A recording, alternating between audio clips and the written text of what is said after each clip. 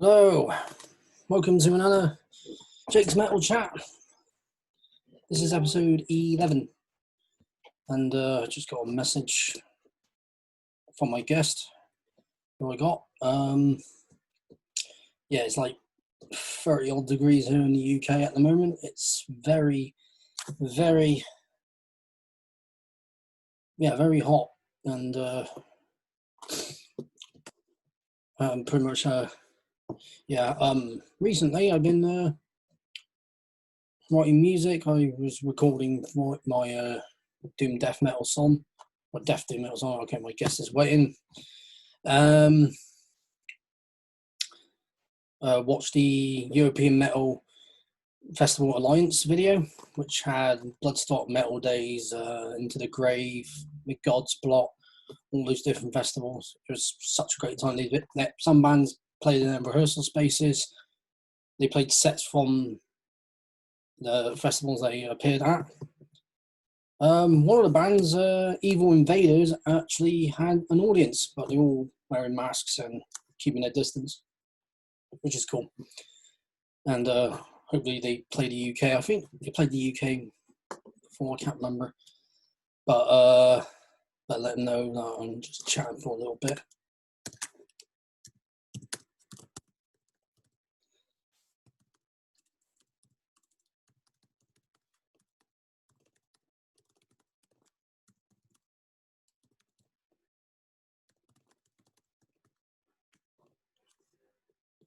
Just let them know. I'll let them in a minute. Basically, of course, Bloodstock wasn't happening, and we needed something, so I got a bunch of beers and stuff and just watched a bunch of bands from different festival sets that they've done, all from the rehearsal space. And speaking of Bloodstock, for you who will be going to Bloodstock next year, who were meant to be going this year, or you couldn't go this year, but I'll go in next year, we have a full headliner for the Saturday. So we got all three headliners. Obviously, for the Friday, we got Devin Townsend, which I will be in a suit for, which you're probably thinking, why are you going to be in a suit?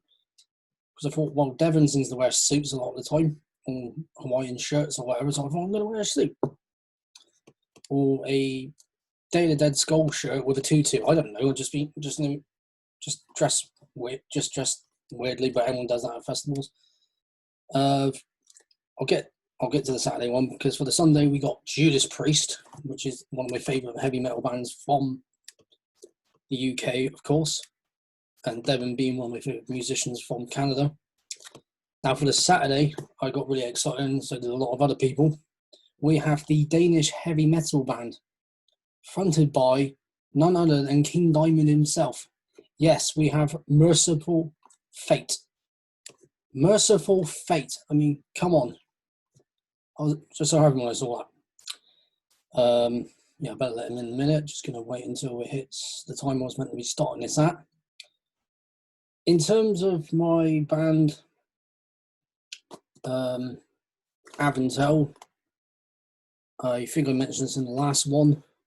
We got our mate recording the instruments for our EP. I just need to add my vocals for one song and then hopefully send it off to some people. And I just got a message. Okay, I'm going to let him in actually. So yeah, once there's actually more news for Aventel and my other bands, then I will be sure to post them on my YouTube channel, talk about on my YouTube channel, and post them on my various band pages. So I'm going to guest them.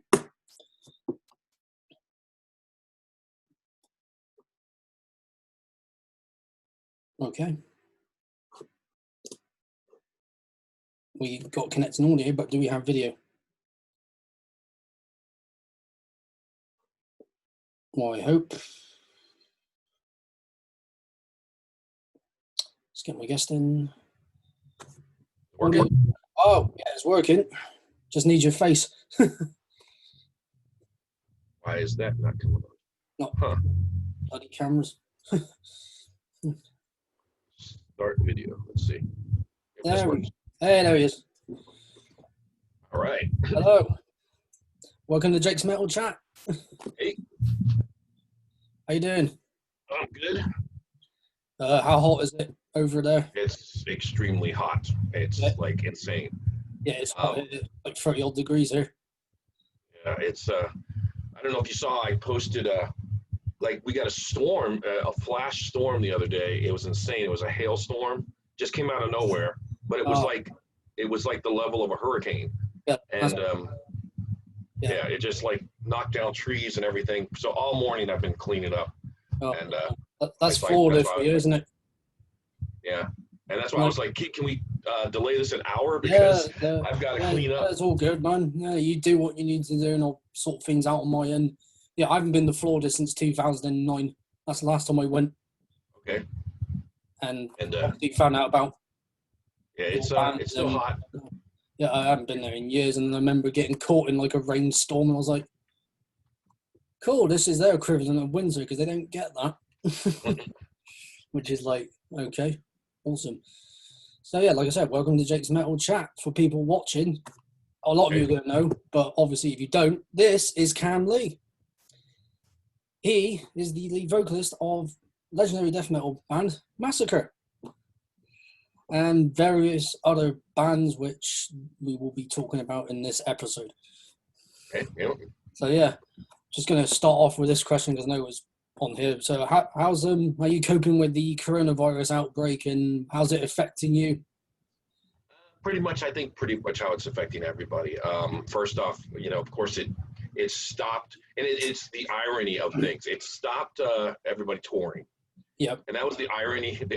The insane irony of things was I just got pretty much, if everyone knows, me back in Massacre, pretty much at the end of 2018 and went through 2019, doing some shows, getting tours underway, and this year was going to be the big year where we came out and started really touring. We had all these tours planned, and coronavirus happened. Yep. But I mean, I was good. I'm good. You know, other than other people financially, I don't live paycheck by paycheck. I was working prior, and I have, I'm one of the lucky ones that I pretty good at finance. So I had, I had a savings put away that helped us out, we used as an emergency fund to get us through this because of stuff like this. I mean, I plan way ahead. And, that's why we got this house. I've been in this house for 3 years now, and I've been with my wife 25 years. So it's been my partner. So we've done a lot of planning and had everything like planned. Wasn't expecting a pandemic, a worldwide pandemic to hit, but we did have sort of an emergency plan set aside. So in case something like this was to happen. So I'm not terribly hurting. I know there's a lot of other people out there that are like, they're struggling day by day, struggles of not being able to work and stuff like that. So that didn't really affect me. And then as far as affecting me in other ways, it really didn't, because pretty much for the past decade now, I've been doing nothing but recording projects. I haven't really been touring extensively with anybody, and none of the recording projects I've done had I been touring. So for that, it was easy. It was an easy transition because it wasn't too much of a transition at all for me. I was like, oh, well, I guess I'm back to just recording. It's just like, I'm in my studio now. I set up my own studio in my house, and that's where it's a cool looking studio.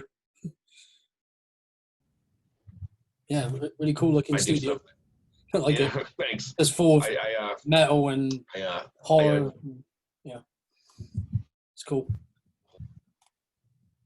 So so that was, for, like I said, it says the internet connection is unstable. I hope that might be on my end. I hope not. Anyways, on my end. Okay. Cutting out. Yeah, like I said, it didn't. Other than the other things that affects people with like the job and situations and stuff like that, it didn't affect me. My brother, he's and I work a lot with my brother as a electric journeyman, so that's what I do, and it's a trade. I can do electrical. So even his job, he's kind of like he's bounced around lately because of the coronavirus, because jobs would be shutting down. We can't have anybody on the job site without, safety precautions, without masks and stuff. So he's been bouncing around job to job. Yeah. But it's good because he's kind of back into a company now where he just told me, hey, if you want a job at the end of the month, I might have something for you, a position for you. So well, that's cool. On my end, that's good. I'm like, oh, that's I can start working again. Yeah, got your brother helping you out, so that's good. Mm-hmm. That's really good. Other than like I said, other than going back to basically just doing recording projects, which I had been doing already, it's not changed too much. It sucks because I was having fun going out there with Massacre. We had fun. Really, when we were down there is when this really hit. I had gone to Germany in January, and it really wasn't worldwide just yet. No. It was kind of like in the background. And I was sick in Germany, so I don't even know if I got this or not, because I had got the sickest I've ever been when I was in Germany. And I came home and was sick for 3 weeks. And this is before I even knew what was going on. I didn't even know if this was what was going on. But then we went down to South America. A couple weeks after getting back from Germany, I was sick. I had just gotten done being sick. And like I said, I had everything, all the symptoms, fever. I didn't go to the hospital, but I went through all the whole thing. Went down to South America. We were down there. We went to Lima, Peru, and Chile, and it was great down there. It's the first time I was down there. Shows went really well. You can see them on their internet. They're on YouTube. Yeah, they're all over. And then we were coming back. I remember we're at the airport, and all of a sudden they pulled a bunch of us to the side. If we were American, they're like, if you're American, please step over here in this line. And I'm like, okay, what's going on? I'm thinking it's a terrorist thing. I don't know what's going on. And they started taking our temperature. And they asked us, they asked me where I was from and where I was going, if I was going home. And I was like, yeah, ready to get on the plane and go home. And I'm thinking, I better get on this fucking plane. I better not miss this plane. And then, as soon as we got back, lockdown happened. It was like we had just made it. And as soon as I got back, I remember the week I got back is when I heard about Testament, and I heard about Death Angel drummer coming down with it. And it just, I saw them on the tour that they were on and how they got it. I saw them here in Bristol. Oh wow! They looked fine when I saw them, but they probably got ill somewhere else in Europe. So I don't know. But I hope they're fine. It seems to happen when you're on a plane. Honestly, I think it's the airplanes, man. They're just the air's not breeding grounds. Yeah, it's the air. It's not like fresh air. It's like filtered air or something. Yeah, it's just breeding grounds for disease. Because that's where I got when I was in Germany. I think I got sick on the plane to Germany because we landed. We were in Germany, and then the next couple of days I started feeling ill, and I really was bad when I got home. So I had a headache and a cough and. Yeah. That's all I had. I didn't have anything else, like lost the smell, lost the taste. I had none of that. It was just the headache, the cough, and that's about it for me. Oh, okay. I only lasted like. I don't know what I had. All I know is what I had was bad, and it lasted 3 weeks. And I had the fever. Everything was in the bed, and I hadn't been that sick in years because I take pretty good care of myself. I take supplements, and I take I try to stay pretty healthy. I don't smoke, drink anymore. I'm pretty much. That's good. You're giving yourself a break from all of it. Well, a long break because you haven't touched it in I don't know how long. Yeah, so I haven't done any of that stuff and relatively healthy. Other than food, I love food. Everyone loves food. I love food. I'm addicted to food. I just ordered pizza and some chicken and stuff. I get the chicken. I was like, I'll have the pizza later. I'll just eat the chicken. Yeah, I'm bad, man. I love food. You don't have to apologize to me. And I like the T-shirt you're wearing. Oh yeah, Impetigo. Yep. Unleashed. Yeah, I saw that. Yeah.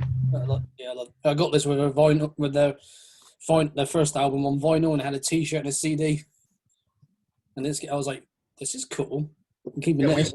When we were in Germany, one of the shows we played with them was pretty awesome. It was pretty cool, man. I finally got to see them because I had never seen them, and I got to when I thought you would have done back in the day.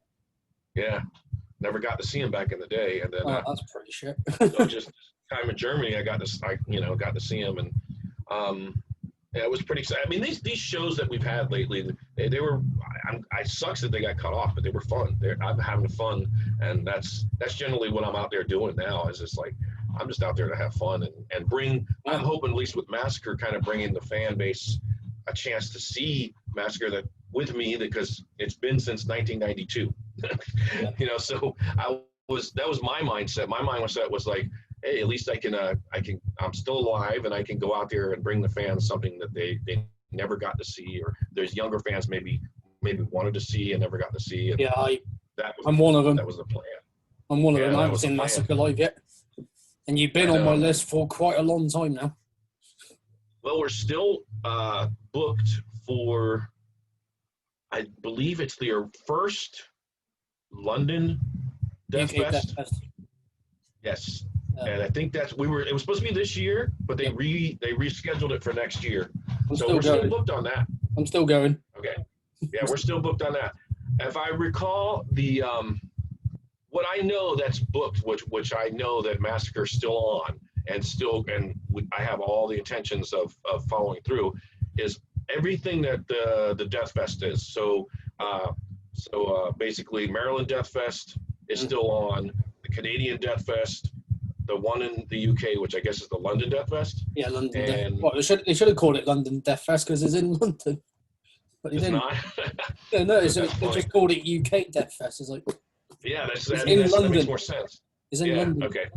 But whatever. Yeah. Whatever. And so we're booked on all of those. Those I know the bookings are still on. So even though everything just went from this year to next year, so that's all going to still happen, as far as I know. That's good then. So where did your love of metal and, well, just music in general start?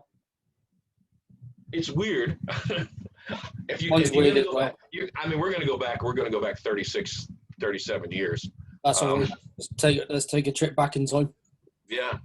It's the 80s. Okay, so there's the 80s. I wasn't a metalhead at first. I was more of a punker, like a skate punk, and listening to stuff like Dead Kennedys, early Suicidal Tendencies, Exploited, GBH, and I'm coming out of stuff like that, and I'm a big Misfits fan still to this day, so I came from kind of like that background, but I lived in Florida. So it's 1980, it's the 80s, it's 83, 84. And I'm this little punk kid from basically South Florida, Miami. And I move up to Central Florida, which is like pretty, I don't even want to say conservative. It's more like, there's no kinder word. It's redneck. It's redneckville. I mean, it's literally all these redneck kids listening to Leonard Skinner and Molly Hatchet and all this Southern rock stuff. And I'm like, yeah, that's just not me. Nope. I'm not getting into that. And then I discovered around that time I moved up to this area. I'm talking old punk, so I'm like, even the Ramones and stuff like that. But I was discovering more harder stuff at the time. Of course, Sex Pistols, and then you kind of opened you up to more stuff. And, here I am, this, 15, 16-year-old kid, and I'm like discovering all this stuff and going to record stores and trying to find out where's your punk section and finding stuff. And I discovered Discharge, and I remember that just was about to mention them actually. That was the band. That was the I guess the bridge. It was first Discharge, and then it was like it kind of all fell into place because I was really, like I said at the time, big into the Misfits. I hadn't realized that Glenn had already left the Misfits at that time and was already doing soloing, but I was really big on Walk Among Us was just constantly playing, and I was learning to play drums at the time, so I wanted to be in a punk band, a very Misfits type band. And I had a generic name called Invaders from Hell. I remember that. And I played with a couple guys, but it didn't go anywhere. It was just practicing, kind of meeting people at your high school, and you go in the garage and you play with them. one of the guys that I played with, he was really into stuff like the new wave of 80s stuff. So like Missing Persons and Adamant and The Police. And I was really trying to push him towards the more Misfits type stuff. And he really wasn't going to go that way. And then he introduced me to another guy who was playing metal. And I can't remember this guy's name, but this guy literally opened me up to it because he was a tape trader for one. And he started letting me listen to other stuff that was especially like Canadian thrash stuff like Riot, Raven, and stuff like that. And even like, you know, listening to bands like Accept from Germany and stuff like that. And then it was kind of like, because I was a drummer and then I just knew the punk drumming, and then I would start hearing, he started introducing me to this other stuff besides Maiden and stuff like that. So the first time I heard double bass drums was Accept Fast as a Shark. And I was just like, what is this? And it was like, it went from that transition. There was a lot of Canadian thrash in the beginning that kind of was that bridge. Exciter was another band that was like, you know, and that, believe it or not, that was the band that I said, well, if Exciter's drummer can sing, why can't I do it? You can do it. Yeah. And that's what kind of, and I kind of met Rick through high school at the time.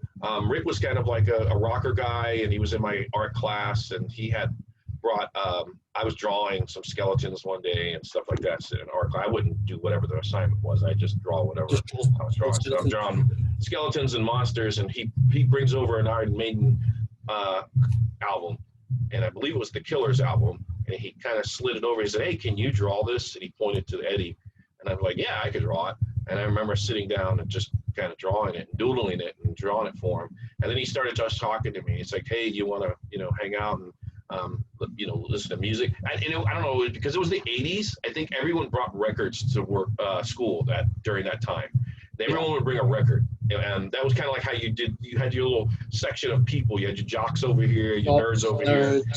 And then you had metalheads that were bringing in records. And I remember a lot of people would bring in stuff like Ozzy. There was a lot of Rush fans in the high school I went to, and I really wasn't into that, and more the prog rock stuff. So I really wasn't into that, or the southern rock, even though I remember a lot of people liking stuff like that. And then I meet Rick, and Rick introduces me to bands like Anvil and Motorhead, and then we had this little tiny circle. So there was the circle of metalheads, and then there was this other like sub circle of these, hey, there's those other guys, they're like us, but they listen to really fucked up music that we don't like. So it was us. And then I remember I used to take trips to and Plasmatics was another big band that I'm still to this day, I'm a huge Plasmatics fan. So that's another band that kind of like, you know, was the bridge band for me. But I remember going to the record store, and there was our local record store, and then I found out that Rick also went to that local record store, and then we agreed going up to there together to start looking at records, and I'd meet him up there. And I didn't really have a really good stereo at home. I just had one of those really shitty stereos. Actually, it was like a suitcase stereo that little kids have to play their records on. I had a shitty-ass little thing. And Rick was like, I got a cool stereo. You want to come over at my house and listen to music? And I was like, okay. So it started off with us just kind of hanging out, going to the record store, buying records, and then going over to his house to listen to records. And at the time, he played in a rocker band. I believe, I don't even remember the name. I couldn't even call. I think it was Thatcher. That was the name of the rocker band he played in, but I don't really remember. And I remember going over his house one time, and he's like, hey, you want to just try jamming together one time? And by that time that we agreed to jam together, we discovered Venom. It was like synchronicity.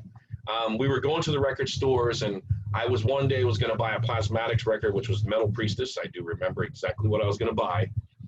And this is the days you'd go back. There was no ads. There was nothing. You just go through the record store. You start in the A, and you just work A through Z, and you would just thumb through them and pull out a record and be like, hey, let me look at this cover, by the way.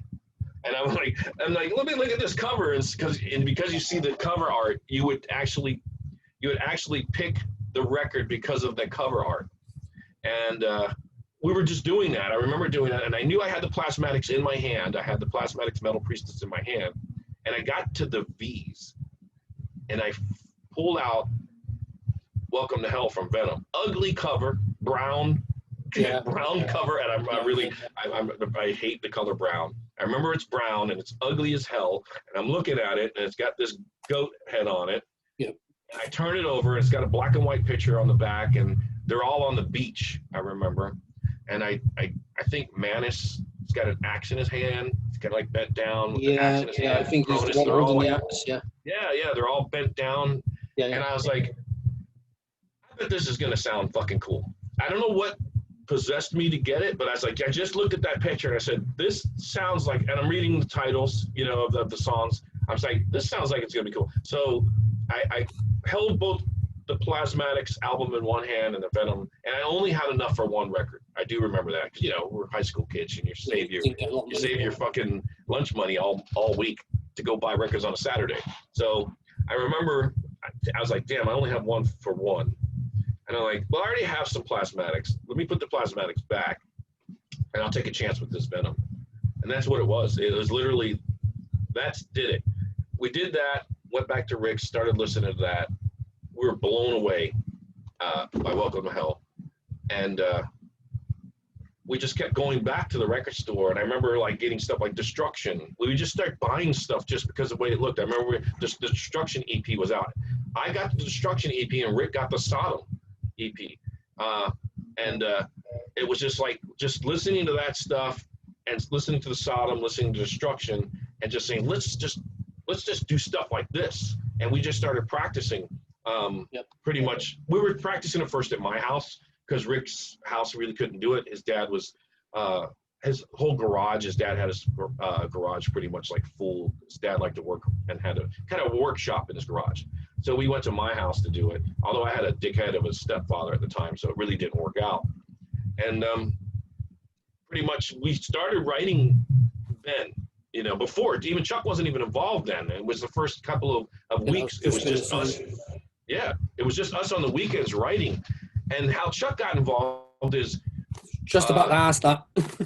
Yeah, Chuck got involved. How Rick went to a party. We used to do this. We hated our own high school so much. We wouldn't go to parties at our high school.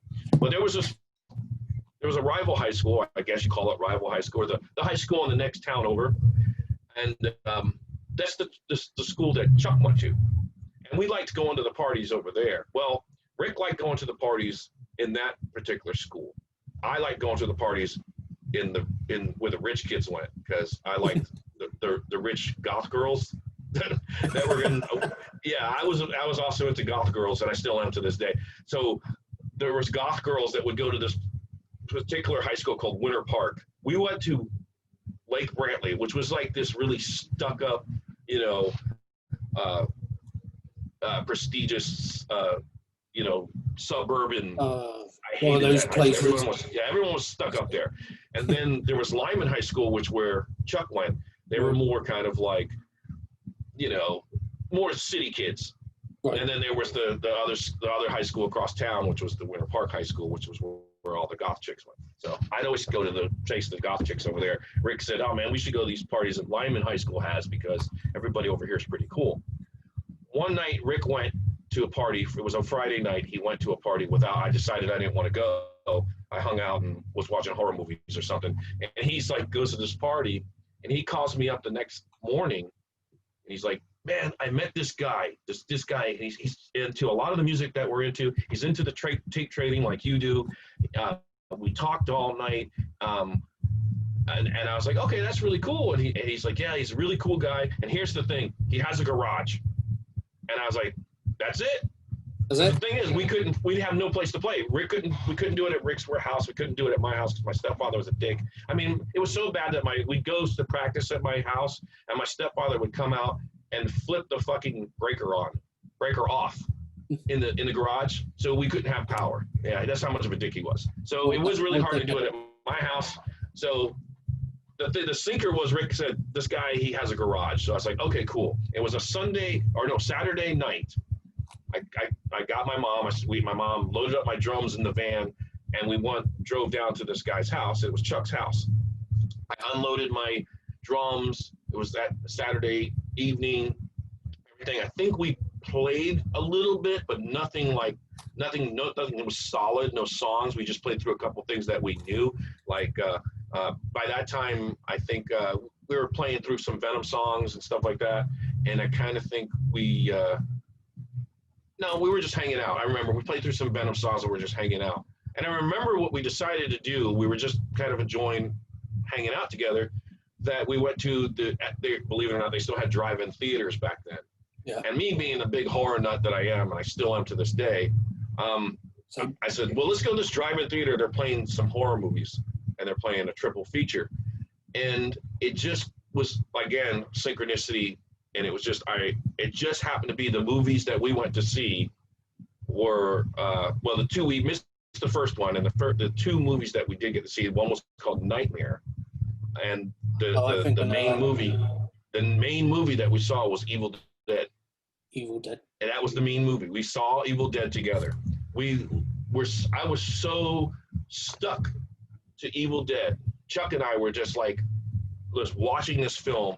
We were so excited about Evil Dead that we didn't even sleep that night. We came back to Chuck's house after going to the drive-in, hanging out, kind of celebrating, meeting each other, talked all night, and the next day was a Sunday. We wrote Evil Dead together. Nice. I remember. I love that song. Yeah. So that's literally the first song. We had songs together. Chuck had parts of Death by Metal, and Rick had the song. We already had the song Mantis down, and Rick had the song Demon's Flight. Chuck had parts of Death by Metal. Together, we all wrote Evil Dead, and Chuck had the main riff to Legion of Doom, or the beginning riff to Legion of Doom. Rick wrote the parts with the ringing out. So literally that first demo was conceived in that first week of all of us hanging out and going, because we just skipped school. We said, fuck school. None of us went to school. Who needs school? We got a band. Yeah, we just kept going over to Chuck's house in the afternoons. We'd lie to our parents, we're going to school, and then we end up skipping and going to Chuck's house, and we worked on that first demo. I remember just writing that first demo in that first week. We wrote Evil Dead the next day on that Sunday, came home, worked on the Evil Dead, worked on finishing up Legion of Doom. We had, like I said, the song Mantis was already written, and Demon's Flight was already written, and we worked on Death by Metal together. And literally, that's the very first official Mantis demo before it got redone. So the first official Mantis demo was literally written and recorded within that first week of getting together. Awesome. Yeah. That's awesome, because I've heard some Mantis stuff. Mm-hmm. I heard Death before finding out you were Death before that. Yeah. And then Chuck's vocals, then I heard your vocals on the demo stuff, like on the Evil Dead demo version. I was like, okay, now his vocals are nuts on here. Yeah. I was just like, I was the original vocalist. Chuck only sang originally. I sang Legion of Doom, Death by Metal, Evil Dead. The only song that Chuck actually sang that he was completely his entire song from top to bottom, he wrote all the music and all the lyrics, was Power of Darkness. That was the very first song Chuck wrote himself. The other songs that Rick wrote by himself were Mantis, Demon's Flight. Those two songs we had before meeting Chuck. Those two songs we had gone in. We had already we're calling ourselves Mantis by then, just to have a name, because we didn't really have a name. Was that because of Mantis from Venom? Yes. I It's totally exactly. Yeah, that's exactly how it came about, because Rick really liked what Mantis was doing. We were Venom fans. Yep. We were basically emulating Venom. And so we just had the name Mantis. We weren't set on it. It was just what we were just calling ourselves. And then it kind of we threw that demo together in a week and had that out. And Chuck was a tape trader. And Chuck knew a couple of guys too, Mark and John from Guillotine Fanzine, and they were tape trading. So everything happened very fast in those first few weeks, because we were recording. We skipped school. We just did that whole demo. Yeah. Put that first demo out. There was this wall that famous demo that we're all standing there, and of course I always wore shorts because I was a skate punk. And back then, those guys had spandex, and I didn't have any. And I'm like, I don't have any. Chuck's like, well, I have a pair of white spandex you can borrow for this picture. Yeah. I can't really tell because it's black and white. The picture's black and white. Yes, it's a black and white picture, and they're both wearing Nasty Savage shirts. Yeah. And I don't remember what shirt I have on. All I know is I remember Chuck's like, just borrow these spandex, white spandex. I'm like, man, white? Okay, fine. I put them on, and that wall that we took the picture by is right down by Chuck's house, where he lived. It's right there. It's a retention wall for, believe it or not, a sewer plant, I think, or a water recycling plant or something. Okay. So there's a retention wall there that says "Do not swim." And remember, if you could see on that picture, it says "Do not swim." I've got to look at this in a bit later on. You can see that there's a wall that we're standing next to. It's literally down the street from his house. Literally in walking distance. From his house. From his house, the house that's old, on Citrus, that everyone comes to visit, the house that it all started in. There's a wall there because there's a water treatment plant right there, right off the street. And the water treatment is like, where the bad water goes in, sewer water or whatever. And so they had this wall blocking it off. And we're like, okay, we have no place to go take this picture. And like, let's just walk down here by this wall. And it says no swim. I don't know if you can see it in the Amanda's cover, but some pictures it says "Do not swim" or "No swimming" or something on the wall. No. It's literally like just. I can't find the picture, but I did find a picture, like an old picture. But it's probably not going to come up. But, okay. Oh yeah. Look at that. Now that's later on when we're. That's actually when we became deaf. Yeah. So that's a little later, and that picture is literally taken in front of Chuck's garage. And of course, you in the middle. Yep, and that's actually taken in front of Chuck's garage door, right out in front of his garage door. That picture is taken, standing right in front of his house. That is mental. It's just thinking, let's not find a place, just take it here.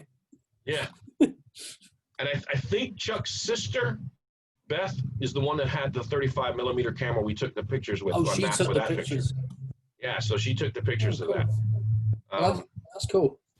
There's an older picture. There's the older picture of us with fake blood. Yeah. That's the only one. Yeah. That's the only one. I can't really see that one. It's the. Yes, that's the one by the wall. So it says high voltage, no swimming. Yeah, that's literally down the street from his house. Yeah. Yeah. And I'm wearing white spandex. Ugly white spandex. They don't suit you, I have to say. They don't. I wanted to wear my shorts, but they were like, "No, don't wear shorts." They were like totally adamant about not wearing shorts in the picture. No, I'm wearing shorts. No, you got to wear these. No, I'm wearing shorts. Yeah. They were like, "No, you got to wear these spandex." That bloody picture there, that's also in front of Chuck's garage. If you can kind of see in the background, there is a bloody early version of the death logo. You can't almost see it, but it's all three of you are blocking it. Yeah. And you look like you just walked out of a horror film. Now, I can tell you the reason for that. I told you before, I was a huge Misfits fan. Yep. But then I found out that Danzig started Saw Wayne. And the first, or Sam Hain, I guess it depends on how you pronounce it. But the first album, Into Them, has them all with blood on it. And I saw that and I was like, hey, we should do this. And we should do this in death.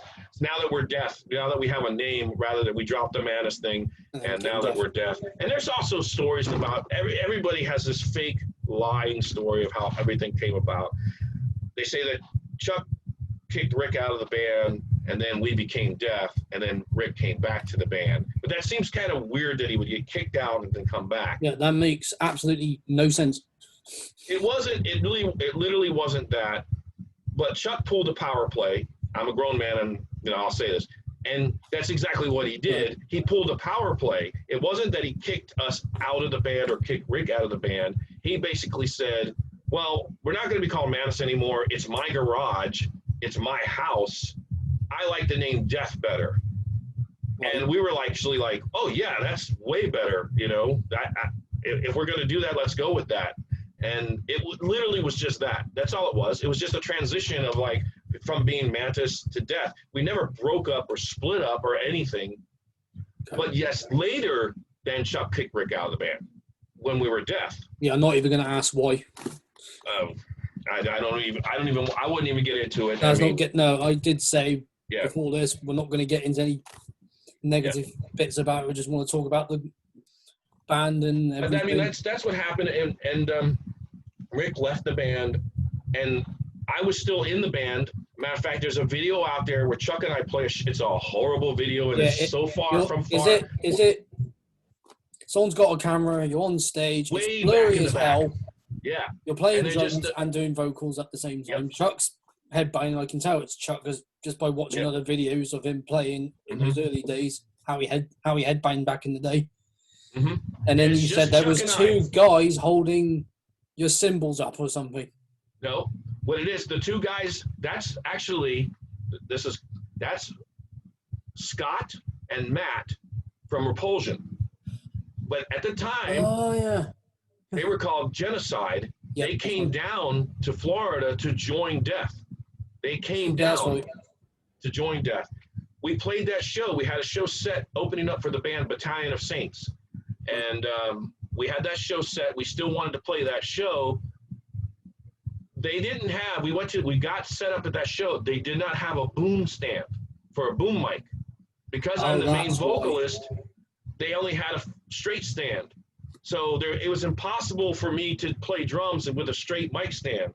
So Scott Carlson and Matt Oliva took turns holding the boom stand, holding the mic stand up like a boom so I could sing into it while I'm playing the drums.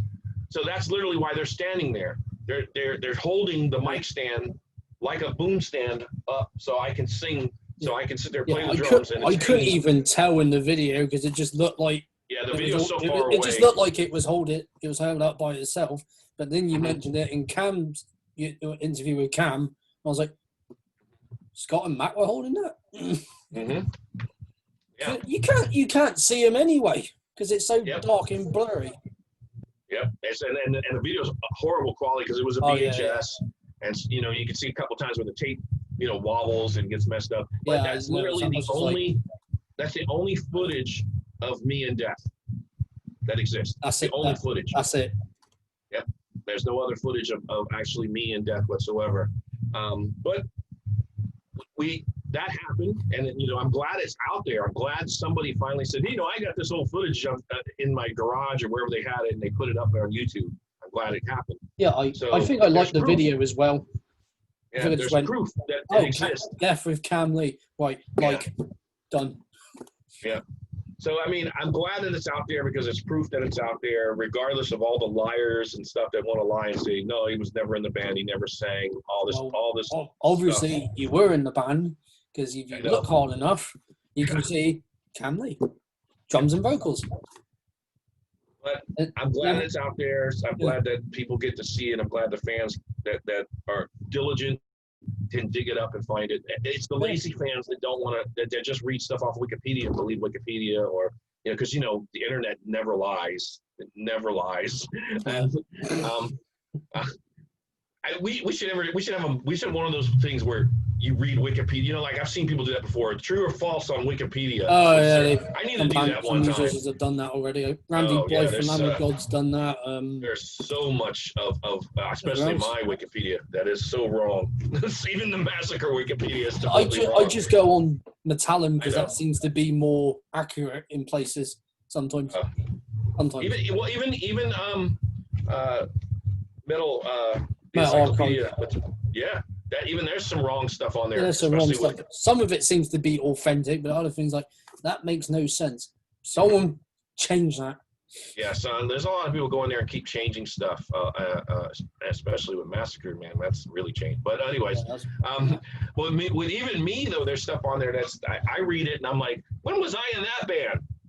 How am I attached? Okay, I remember a couple. Like, there's one band on there that I remember being asked to come in and do guest vocals for. Yeah. Somehow now I'm in that band. That band really doesn't exist anymore, but it's on there. It's that, I think, Skin Crawler band. It's like, I was only asked to do some guest vocals, but now I'm supposedly in that band at one point. Because if you only did guest vocals, it would be in the guest / session I know. area. It's actually saying I was the main vocalist in that band somehow. Yeah, I don't remember you being in a band like that. So yeah. okay. So I mean, there's silly stuff like that on there. I don't know. Let's put him in this band. He only Yeah. did guest vocals. You heard it here, folks. If you think otherwise, then just keep listening to it until it sinks in. Damn it. I don't, it's funny though. It's just, but like I said, this year, like we're back to your original question. This year got spoiled because I was really ready to go out there and like, I'm owning Massacre now. It's like, I finally got, I got in there with a lawyer. I got the trademark. I knocked everybody out of the way that was like trying to lie and hold the band back and trying to keep me from like, I basically kicking had you to the curb. I had the intention if I was going to come back in the band that I was coming back, number one, for the fans that really wanted it, for the fan base that wanted me back, and to do it right and to retain. I wasn't going to be, Massacre / Pantera. I wasn't going to be Massacre / Slayer, whatever prior musicians wanted the band to be that I didn't agree with. I was adamant that it was not going to be that. I was like, if I come back to it, it's got to retain that type of sound.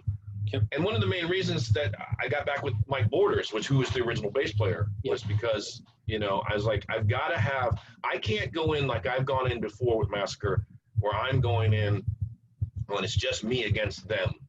I need someone in my corner that's going to understand what Massacre needs to be. And I've been friends with Mike Borders this whole time.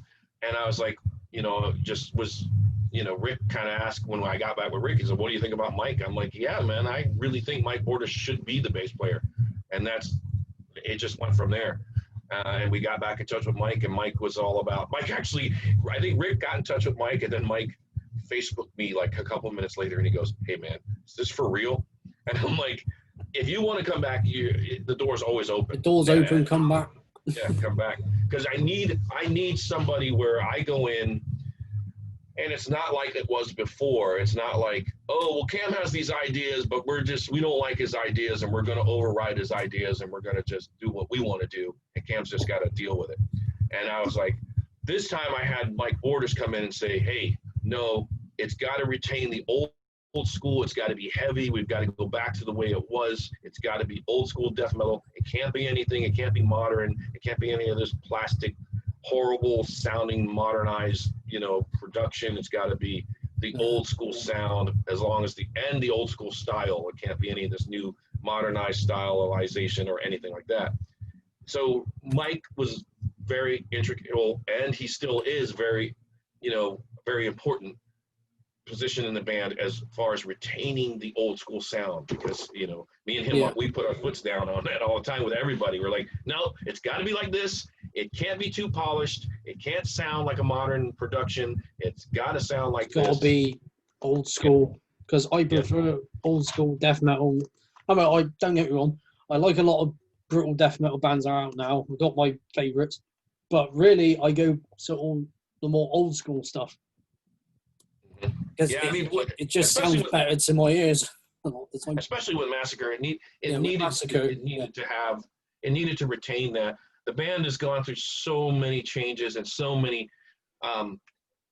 captains, I guess you want to say, so many chefs or whatever, and taking control. I've never literally was in, and that's really weird. Most people think, oh, well, he's the vocalist in the band. He must be the leader of the band. And I was never in the position to be a leader in that band. I was always just, hey, there's that guy. He does what he does well, but let's not listen to his ideas. Let's go with our ideas. And of course, you see what happens when other people's ideas. I'm not talking shit about it, but their ideas didn't. Their ideas just it didn't work for Massacre. It might have worked for whatever else they wanted to do and whatever else they wanted to go. But Massacre's changed hands. Different time, it's had different leaders to say at different levels through 35 years. And at first it was Billy Andrews' band. It was just about to mention him as well. Yeah, it was Bill Andrews' band in the beginning. So it was Billy's band, but then Billy gave it up, gave music up, I quit in 92. I left the band in 92. Right after right after the London show in 92 we played, and I quit that night for my reasons, again, feeling that they weren't listening to my ideas. They were taking the band in a different direction that I didn't want to go in. I quit even back then. I quit in 92. Rick came back a year later in 93 with a whole new lineup. And that was for that Awful Promise album. And I remember going in, I agreed to do it. And here's the thing, if you look at that Awful album, there's a couple songs on there, The Suffering, Unnameable, Inner Demon. I had those titles prior to the lyrics. I had those titles. The first songs we were working on, very death metal titles. That's where I was headed. In midway through everything of writing all this music, like I said, Rick had a completely new lineup with new members. They had all the music pretty much already written. They brought me in and was basically said, hey, we don't want to be a death metal band anymore. This is what we want to do. This is what we think the lyrics should be about. Let's go with this direction. And I was like, really? And I was in the studio, and I remember they were working in this big studio with this guy, this producer guy was there. He's throwing in all these ideas, this rock and roll guy, not even understanding death metal music or anything. And it's not death metal anymore. And it's becoming something, I'm hating it. And I'm still doing it because, I'm thinking, okay, I'm in a band. Let's get this done. Let me at least follow through and get it done. And every time I'm in the studio, I'm like sick to my stomach, literally physically sick, because I'm like, this sucks so bad. And I remember finally just in the studio, in post-production, just saying, this sucks. I'm out. I quit. I left the studio, walked out. It wasn't even done. And that was in 1994. And I walked out of that studio, and it still took them 2 years to finish that album and put it out in 1996. It was still 2 more years before that. Okay. Well, and this to be honest, I haven't heard the album. I didn't even heard it. I was just like, you know what? I'm out. I quit. And it was in 96 it came out. I was literally living in Arizona. Massacre. Not what that album came. This. Yes. This one. Yep. And I was living in Arizona. I had moved out of Florida. Was already living. I moved across the country. Was living in Arizona. And I walked into a record store that's a famous record store in Arizona called Zia Records. And I walked in the record store and I looked up on the release this week. They have like a chalkboard where they would write what releases were coming out. And I'm with my wife, who I'm with now, still to this day. And we both look up at this chalkboard together and we see Massacre, Promise coming out that week. We just started dying laughing. I'll never forget that. We're dying laughing. I'm like, they fucking released that album. They released that horrible fucking album. They actually put it out. But it took them 2 years to put it out. And I've always stated to that moment from day one, that's a horrible album. Yeah, I don't blame you for laughing at that. I would have been like, what? Well, I want to talk about this for however long we can talk about it. How long did this take to record? I believe it took... What was the session like? I thought we were supposed to talk about Massacre. No, okay. How long did the songs take? I mean, not like what was going on. Okay, this is weird. You might know that during this, just before this all happened, they had gone off in 1987, and I mean by Rick, Terry Butler, and Bill Andrews. They had quit Massacre. They left Massacre. They left me. They just got rid of Mike Borders prior. And there was another guitar player, Robbie Goodwin. So it was myself, Rob Goodwin.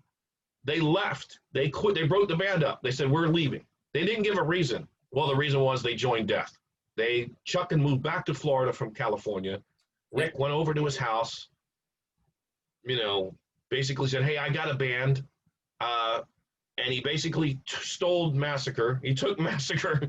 He took the majority of Massacre, which was himself, Billy, and Terry, and they went and joined Death. Then they did Leprosy.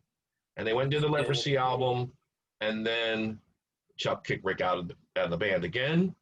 I got back together with Rick to put Massacre back together. And you have to know this. You have to know this story. The reason I got Massacre back together then with Rick is because of David Vincent. David Vincent from Morbid Angel came up to me and said, we just got back from a European tour, and you're not going to believe how big Massacre is in England. They're so huge that there's a band called Benediction that literally sounds like Massacre. And then the Benediction album came out, the first album came out. Subconscious Terror. Yes, and it says on a sticker on the album, which I have that album still right here to this day. Let me get, my albums are right here, so let me Awesome. grab it out. Here it is. Here's this album. Yes. And there's a sticker right here. And there's a glare from the light, but let me read it to you. It says, at last, England's answer to Massacre. Death metal from the cryptic realms. Rock is dead, pop is dead, thrash, which is my saying. I said that at a live show. They actually put that sticker on this album. Yeah, and that's what David Vincent brought to me. He said, hey, you won't believe how big Massacre is. So it was David Vincent from Morbid Angel that said, you really should put Massacre back together. It was his suggestion. And I said, those guys are in death. And he's like, oh, no, did you not hear? Rick's out of them. Rick got kicked out. And it was David Vincent that was convincing me. And it was at a Morbid Angel Napalm Death show that David Vincent was telling me this. He was telling me this. He was at a Morbid. Napalm was here at More Sound recording Harmony Corruption. And they had a show. They were going to play a show here in Tampa. So them along with Morbid Angel were going to play the show. I'd gone to the show. I just got done. Actually, no, Napalm was going on. Napalm was about to go on, and I was backstage, and David Vincent came up to me and said, man, you should really put Massacre back together. I think at the time he wanted to play bass. I think he did. He was kind of hinting that he wanted to play bass on it. But I was like, okay. And like I had said, I thought they were all on death. And he's like, no, Rick's out of death. And he actually had Rick's contact. I remember he said he would get me Rick's contact, and I think he did within the next couple of days. And I got back in touch with Rick, and Rick, ironically, this is going to love this one, Rick was playing in the Genitorturers. How weird is that? David Vincent, who later on, is, the cockhold or chuckhold of in Genitorturers, whatever, I'm just joking. Anyway, good. Yeah, he's so he gets in touch with Rick. I get in touch with Rick, and I find out Rick is playing guitar in the Genitorturers. At least he's trying. I think they weren't officially yet, but they were establishing the band. And Rick was like, well, let me bring the bass player at the time, and it was Butch Gonzalez from the Genitorturers. And I said, well, we don't have a drummer. Well, Rick knew Joe Cangelosi from Whiplash up in New Jersey, the thrash band Whiplash. He also played with Slayer for a little bit and Creator for a little bit. And he convinced Joe Cangelosi to move down and to join. So we were in that formation, which is the Second Coming. That was the formation of Massacre before From Beyond got recorded. Now, what happened was we went to the studio with this lineup, which was myself, Rick, Butch Gonzalez, and Joe Cangelosi, to record the Second Coming demo, which was recorded live in the studio. It's actually live in the studio. We recorded that because that demo was only supposed to be so we could present that music to the Earache, because Earache at the time got involved, again, because of David Vincent. And Digby heard it, and he's like, I want the old songs. And I'm like, okay, no problem. And he's like, Digby was like, by the way, did you know that Bill and Terry are no longer in death? And we're like, what? No. And they're like, yeah, Chuck went home on the tour, or got mad and left the tour, spiritual healing tour, and the rest of the guys finished the tour without Chuck. And of course, that didn't go over really well with Chuck, so he kicked him out of the band. And I remember Digby telling us that, and Digby's like, do you think you could get the other guys back in the band? And I'm like, I don't know. I don't even know how to get in contact with them. So Digby Pearson was the one that got in contact with Terry Butler and Bill Andrews and said, hey, get in touch with Cam and Rick, because they already got Massacre back together. It was kind of a fucked up kind of way to do things, because suddenly we had to kick out, Joe Cangelosi, who had moved down from New Jersey. We had to kick him out. I was like, hey, I'm gonna just kind of like back off from this. I'm not gonna be involved in this, and I'm let Rick kind of handle this. And that literally was a bad time because that's literally what gave Rick the foothold. That decision gave Rick the foothold. That gave him the power because now he powered himself into a position where, well, he got rid of Joe, he got rid of Butch, he got Bill and Terry back in the band. How from beyond? I'm getting to that point now, real quick. It comes to the point where now we have 2 weeks. 2 weeks we're supposed to be in the studio. We rushed it. We rushed to go over. I knew all those songs and I remembered those songs from back at 87. So I'm like 86 and 87. So I'm like, well, I've got my lyrics still. Let me find them. I went to one rehearsal the day before going into the studio to record that album. So how did that album come about? 2 weeks after Digby Pearson says, I can get Terry Butler and Bill Andrews back in the band, we went into the studio. 2 weeks, one rehearsal with me. They had rehearsed it with the musician, the musicians got together. They did it a couple times to get it down. One single rehearsal with me. And then the next day we're in the studio to record.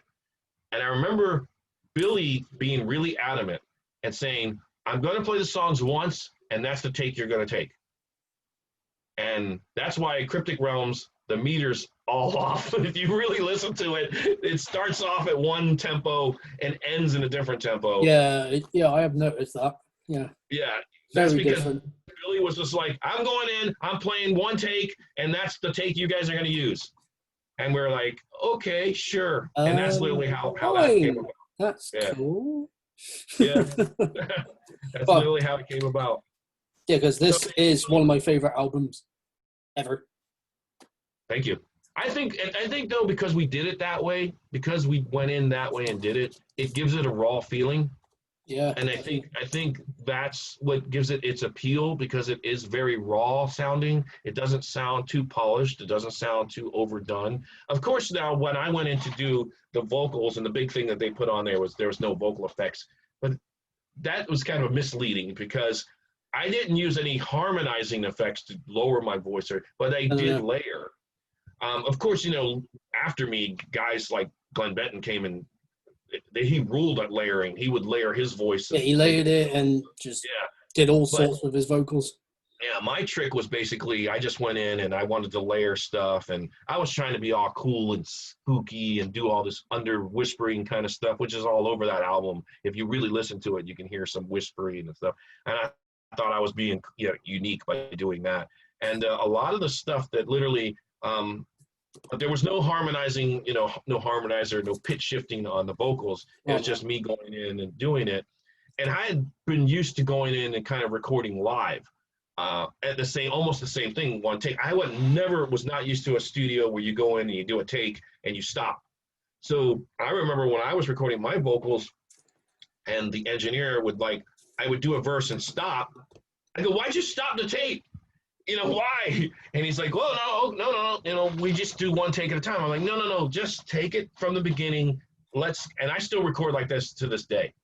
I said, let's go from the top. Just hit the button, let the song go, and I'll record it all the way through. So you just do it from start to finish? From start to finish. I always try to do it. Now, of course, there's layering done, studio tricks like that. Excuse me. Sorry. But, I've always preferred to basically let the song go. So I start the song, hit the record, let it go, and I'm going to try to do the song like I do live, one session, one take. The only time that screws up is when I screw up a line. I hate that. I hate having to you flub a line. You're like, yeah, I've done that. That's got 4 lines, and you get the first line perfect, you get the second line perfect, then suddenly you flub the third line, and then you get the fourth line fucking perfect, and you're like, fuck, I got to go back and fix it. I hate doing that. Yeah. And the reason I hate that is because you have a certain, as with me, I'm not a deep growler. I try to be very coherent when I do my vocals. I try to still be. That's what I love about your vocals. We can understand what you're saying. Yeah, I've always tried to do that. So I try to, even though I'm growling and I'm trying to be aggressive, I want to be coherent. I want to be able to, at least you be able to understand me.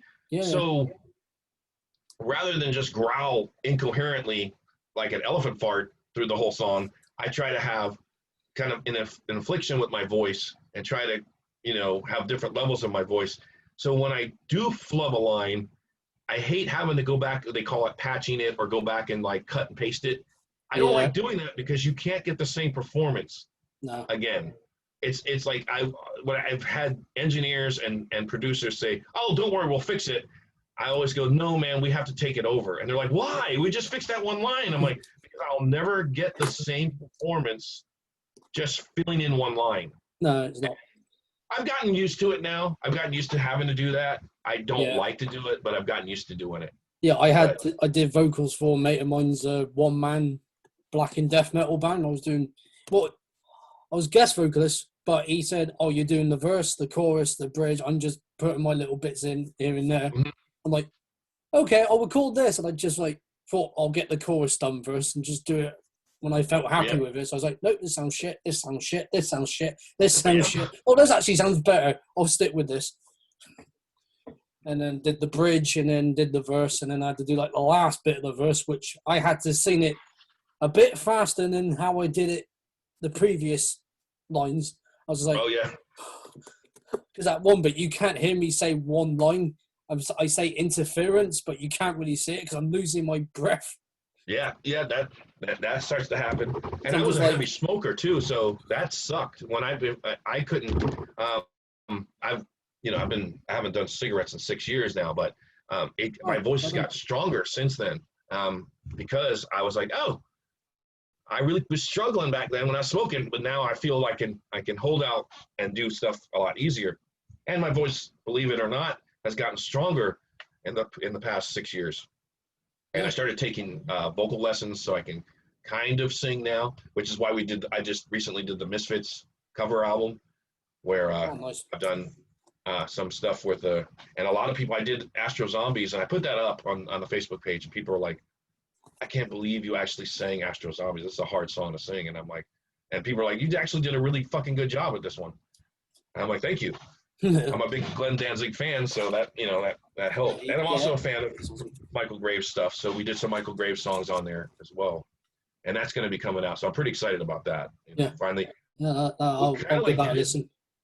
We did it as I just wanted to do 2 songs, and I got in touch with Johnny, who's in Nattravnen with me, and I said, Johnny, he's a Misfits fan. He's a mate of mine as well because he lives here in Bristol.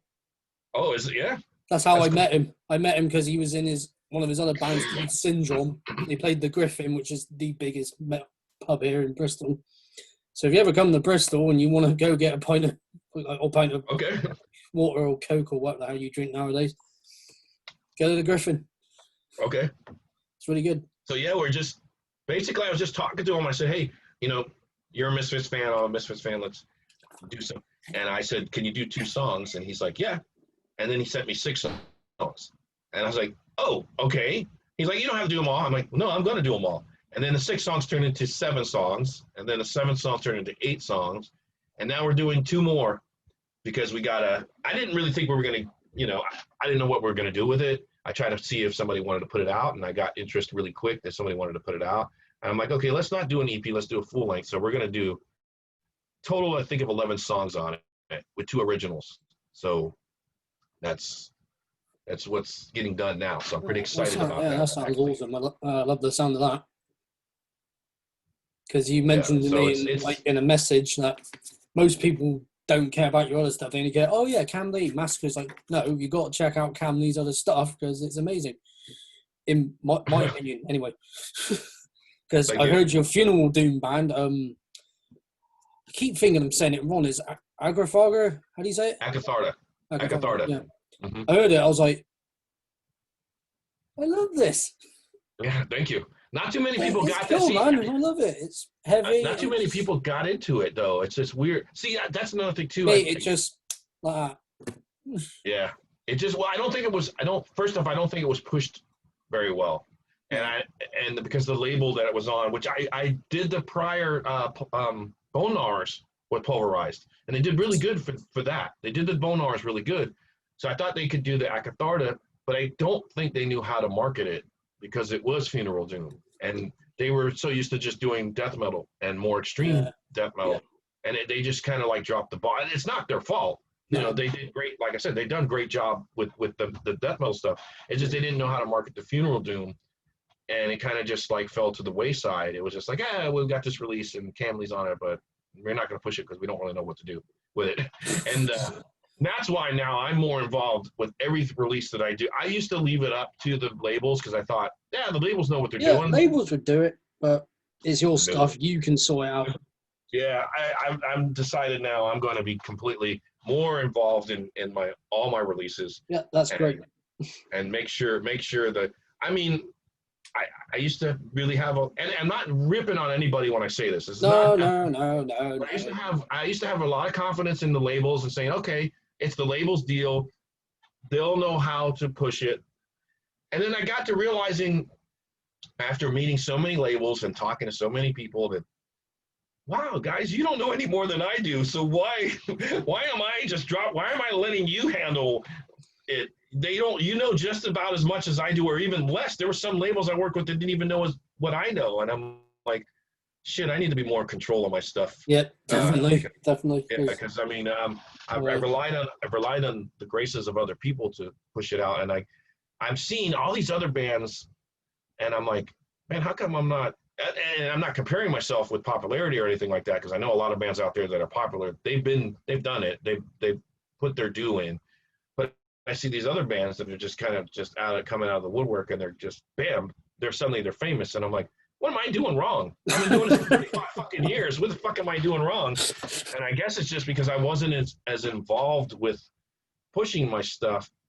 And I guess that goes back to the old punk rock me, because it's like punk rock mentality was like, I never wanted to be a rock star. I hate rock stars. I hate that fucking mindset. I hate people that and this is underground music. It's not meant for that. No, but it's there not. are people in our scene which they are posers. They're posers. There's posers out there doing some of the biggest bands right now that people I've seen one of your Massacre t-shirts that says something about posers and attacking them in the pit or whatever. Yeah. Or it's like, torment them in the pit, die. Yeah. It's just this it's this transition, I guess. I'm so old school that I was never trying to be a rock star about this. I was just trying to have fun, do music that I enjoyed, write lyrics about horror movies, because that's my biggest thing. That's the way to go about it. Just do it because you love it, not because you can make money from it. Because I don't do it for that. I do it because I love the music. Mm-hmm. And your attitude towards it is the right way to go. Just do it because you love it. Yeah, and that's why I do it. I mean, I've had people come up to me and say, hey, man, why do you keep doing it? You've been doing it for so long, and you're still at this level. You're not rich. You're not famous. I don't get to do it to be rich and famous. I'm not doing it to be rich and famous. But you've got a following, so oh yeah, he must be famous then. No, he's not famous. He just got a following from fans who love his music and respect it. If you don't understand that, then can you bugger off, please? Yes. I mean, that's it. I mean, it took me a long time to to get where I'm at, and a lot of people were like, well, shouldn't you? I've had interviews where people say, well, shouldn't you be bigger than where you are? And I'm like, why? And when I aspire, because I'm a big horror movie freak. I'm more into horror movies and that stuff than I am metal, or music at all. And I aspire to guys that are like B-movie actors who should be bigger than they are, but they're not. Bruce Campbell, for example. Yep. I love Bruce Campbell.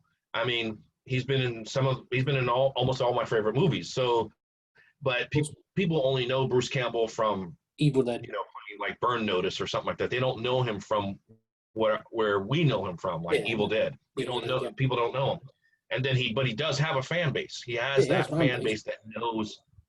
And that's kind of like, I'm not comparing myself to Bruce Campbell, but the kind of fan base, I guess, is what I'm comparing. I have that underground fan base, like Bruce Campbell has his underground fan base that are are Evil Dead fans that love his Evil Dead stuff Yep. and attach, to Evil Dead. Yeah. I Yeah, have brilliant. I have my fan base that's attached to all the old stuff that I've done, and then the ones that gotten into my newer stuff, which I appreciate. I appreciate the fans that. I love all your stuff, old and new. So you got a fan. Thank you. And also because I showed you my CD, it came with this poster. Oh, that's pretty awesome. I haven't even seen that version. Yeah, there's like a re-release from, I think Eric re-released it at some point. I can't remember when. And it's also got this. Oh, that's the other EP okay. you did, and you guys on the bottom. Yep. So with your face is covered by your hair. More to Skull shirt. Yeah, I had David Gregor on my first episode of this, and we were talking about you as well. Okay. And, like Camley's such a influential guy in the death metal scene, and then I mentioned in the John McEntee chat about Will from Mortician, and I mentioned you again, and John said, "Oh yeah, I think Will got like inspired by you to do like lower vocals." Okay, that's cool. I think anyway, that's what he said in his words. You might have to watch it to find out, but let's also talk about the Nattravnen. Okay. Sorry, I didn't mean to interrupt you before I showed this. What were you going to say? That's fine. I didn't want to be rude. I don't even know. I don't even know. You were going to say something. I know what we're talking about. Will, that's what it was. I'm glad now that people are finally that I do have a fan base, and the one thing that does make me happy is when musicians like Will from Mortician, John McEntee, when those musicians recognize me, and I'm not out there looking for like praise, but it feels good when those guys recognize me. I know that back in the day, Mark, Barney Greenway the guys in Napalm Death recognized me, but I've still to this day, I still have people come up to me that, of course, they're not well versed in the death metal scene, but they'll come up to me and they'll go, "Why do you rip off Napalm Death? Why do you sound?" And I mean, you couldn't kick me in the nuts any lower when you say that to me. Like, or why do you sound like Benediction? I'm like, okay. I'm sorry. They got inspiration from him. It's not the other way around. Yeah. I don't want to say that though when they come up and ask me that, because that makes me sound like an arrogant asshole if I do say that. So I just kind of it's like, I kind of acknowledge them because I'm very good friends with Dave Ingram. So I would never, I would never diss David at all, and I'm very good friends with everybody. And I would just like, if they come up and they say, "Hey, you sound like this guy," I'm like, "Oh, that's cool." I don't like try to argue it out. I don't try to say, "No, I was first." I'm not going to be that dickhead. You don't want to be like, "Oh, I was the first guy." Yeah. And they'll just think, "Wow, you're a massive dick." That's what they'll be thinking if you said that, but you don't say that. So. Yeah. But I mean, there's people out there that make me out to be an asshole, I guess, because they couldn't manipulate me or use me in any way. So I've been chatting to you for like an hour now or something, and you're no asshole. Thank you. You're no asshole. I respect you. I respect your music. I respect your views on all the stuff you've been talking about. And more people should be like you. I think anyway. Thank you. Definitely. And I know you wanted to ask about the Nattravnen. Yeah, Nattravnen. Yeah. This is back. Well, you can't see it right there. Okay. Well, I did. I think I saw it on the live stream you did, but then it might have just... Yeah, it's the flag. It's back there. Yeah, because I got the box from the box set, and it's got I think this is a fridge magnet. It's a fridge magnet or a coaster? I'm not sure. It might be a bit of both. Yeah. Signed card from both of you. Yeah, the signed card. All right, so I got one from a mate, which is Johnny, and a legend, of course. Sorry, I keep praising you. Sorry. Sorry. And a nice patch, which I might just keep off a jacket, or I might put on my death metal one. I don't know yet. Okay. Not sure yet. Sticker, not sure when it's going yet. But it's cool because awesome artwork, and it looks purple. The CD. Yes. That is That is a cool bit of artwork, and of course another picture of you guys. Yeah, Look at their faces. I'm very pleased with one. I don't want to mess up his name. I'm really bad at names. I think you say his name is Juanjo. It's Spanish. The artist that did the art. I think his name's Juanjo. It's J-U. I can't pronounce it. I can't. I wouldn't. I'm rubbish with pronunciations. Names until I hear somebody say it. Until I hear them say their name, I'm horrible at trying to pronounce it. I'm rubbish with pronunciations. I'm on the same boat. But I remember seeing his art, and I was like, wow, he captured exactly what it needed to be. What he captured it to the T, and I was very, very pleased with the artwork. Very pleased. It's awesome. And we'll use him again. Yeah, we'll definitely. Yeah, definitely use him again. Yeah, because that's amazing. I've seen a lot of great artwork on like a lot of my favorite albums, but that's got to be on like top of my list somewhere. Not sure where. Not sure.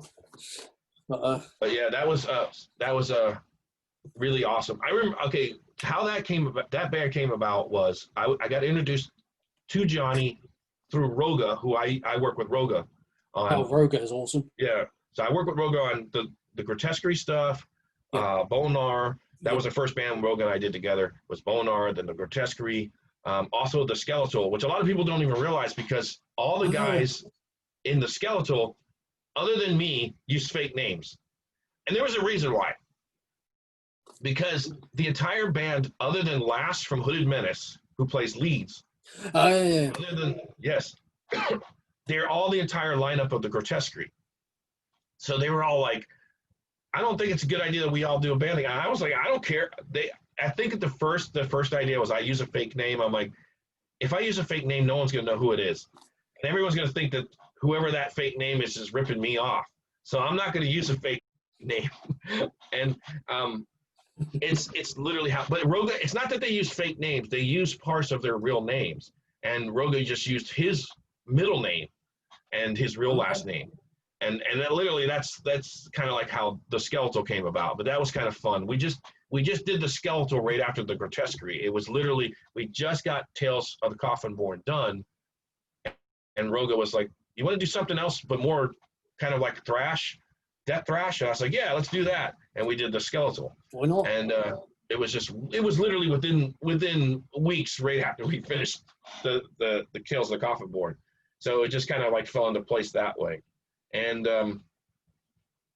but going back to the Nattravnen, Roga introduced me to Johnny because I think Johnny had contacted Roga and said, I have a project, I want to do something, would you like to sing on it? And Roga was like, you should contact Cam, you should have Cam listen to it.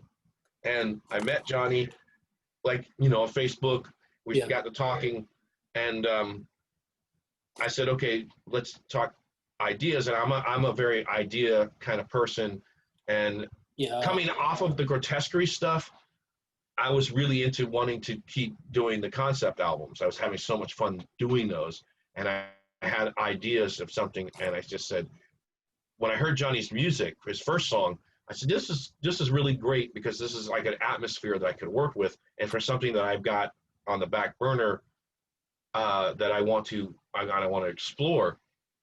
And we just started talking to each other about different stuff, and we didn't really have a name, and we started talking about stuff. And I was really interested in Scandinavian legends and stuff like that, and I was asking a lot of questions about myths and stuff. And he kind of told me the story. He comes and tells me the story. He goes, there's a story my grandmother used to tell me when I was little.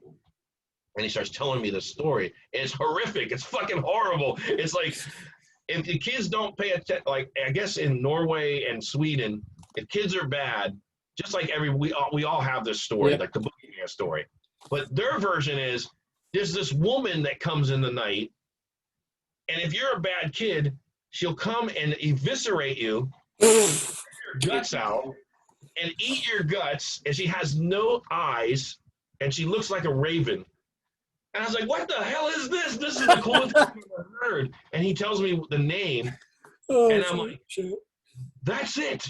That's the name of the band. I remember him telling me that we weren't even thinking of the name of the band. He was just telling me the story. And I'm like, that is the greatest thing I've ever heard in my life.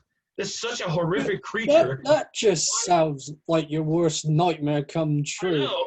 If that was I know, me as a it's kid like, in this is Sweden, I'm like, well, I'm gonna die on too good to be true. I mean, how come no one has? First off, how come no one has explored this yet? For one, and two, I was like, and then as soon as he told me the name, which Nattravnen means the night raven, Yeah. I just Googled everything I could possibly Google on the thing. I was up for days making notes, and because I try to do that. I don't just try to, like, if I find out about something, I try to find out everything I can. So I Googled and I read a lot of Scandinavian legends and stuff like that. And then I came up with my own thing. I said, I'm going to use this in my own kind of like version and come up with my own version and use this as a basis for that. And that's literally how it all came together. And me writing the story first was the foundation. I wrote the story, even though we were working on the music together. Yeah. And then I formulated all the lyrics around the story I'd written and put it together to the music. And it just fell into place perfectly. I mean, it just worked so good. Yeah. I mean, and it came together really well. And working with Johnny is amazing because he's an amazing musician. Yeah, he's in sync. He's in sync with you, and he doesn't try to. I'm with both Roga and Johnny, all the Scandinavian guys I work with, even the guys that I work with in Norway. I've never butted heads with them. I butt heads with fucking Americans all the time. If I work with American musicians, I butt heads all the time. It just seems to be different if you work with someone in another country. Yeah, you don't butt heads because you've got the same ideas. Every time I work with Americans, I sometimes just like, oh, I got to work with Americans, man. No, I'm always expecting some kind of like resistance or some kind of not being on the same page, because because of the way I am, I don't think I'm a dick. I don't think I'm like I try to like to say I'm very open to work with people, but you have to understand, what works for Nattravnen would not work for Massacre. I wouldn't try to do something I do in Nattravnen vocally or lyrically and try to use that in Massacre. I wouldn't do that. Massacre has to have its own pillar over here. It's old school. It's got to sound a certain way. It's got to retain a certain sound. Nattravnen has its own pillar. The grotesquerie has its own pillar. Everything I do has its own plateau or pillar. Everything has its own individual sound that it needs. There shouldn't be certain. Now, I can't get away with sounding like I'm always going to sound like me because that's me. You always sound like yourself. You can't really change it for one other band. You're always like, okay, is that Cam Lee? Because his voice sounds different. Yeah, I didn't want to do that. I mean, you're going to get a lot of that with the Misfit stuff, but that's because I'm doing somebody else's music. But with my own stuff, there's always going to be that core basis of what it's me. But I'm not going to do vocals that I would do like more gothic type vocals or anything like that in Massacre. It just wouldn't fit. It doesn't work. But it works in Nattravnen. Yeah. If I do something more spooky or something like that, if I do more incoherent growling, it worked in Akatharta. It's funeral doom type stuff. I wouldn't put in Akatharta, I did a very satanic based songs, a couple satanic based. I've never done that before. It wouldn't work in Massacre because Massacre is not meant to be that way. No. I think of things in different times and, like I said, different kind of ways. Massacre has its plateau. It exists in this area and it shouldn't go out of this. Nattravnen exists over here. It has this certain plateau that it exists in. I can do a little bit more with Nattravnen that I wouldn't do in Massacre. I could do stuff, but also like Bonar. Bonar is a band that I did that I wanted to really do stuff that was gore orientated, gore lyrics that really wouldn't work in Massacre. No. And then it wouldn't work in something else. So I wanted to do something. I said, I love slasher movies from the 80s. And I wasn't even around in the 80s. I was born in 1991 when From Beyond came out, but I was born in November of 91. That came out way before. I'm not sure what month, but yeah, I mean, I grew up in the 80s, so I love stuff from the 80s. So I love the slasher films from the 80s. I love the cannibal films from the 70s and the 80s.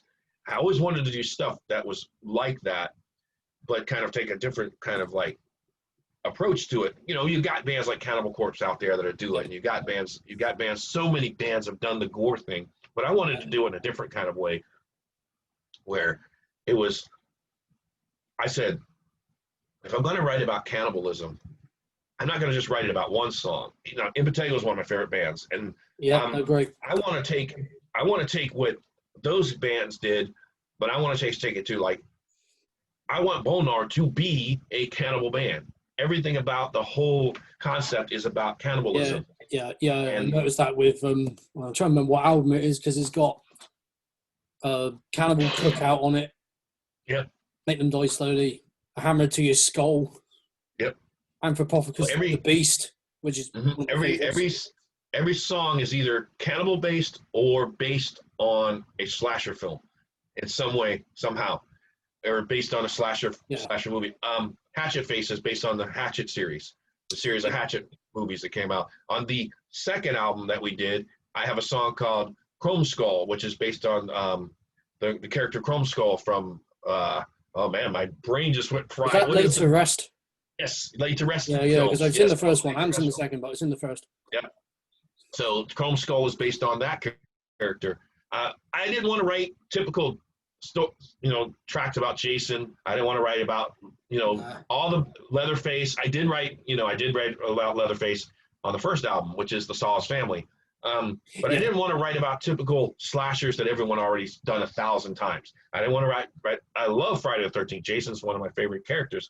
I didn't want to write a song about Jason. I didn't want to write a song about Freddy Krueger. I've done that in Massacre, believe it or not.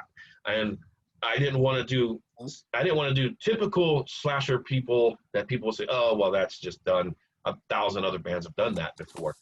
I picked slashers that were newer slashers that I said, no one's written songs about Hatchet, Hatchet Face from Hatchet movies. No one's written songs about, which is Vincent Crawley from Hatchet Face. No one's written about Chrome Skull. Let me write about that. If we had gone to do a third album, which I was hoping one day maybe we can, I would feel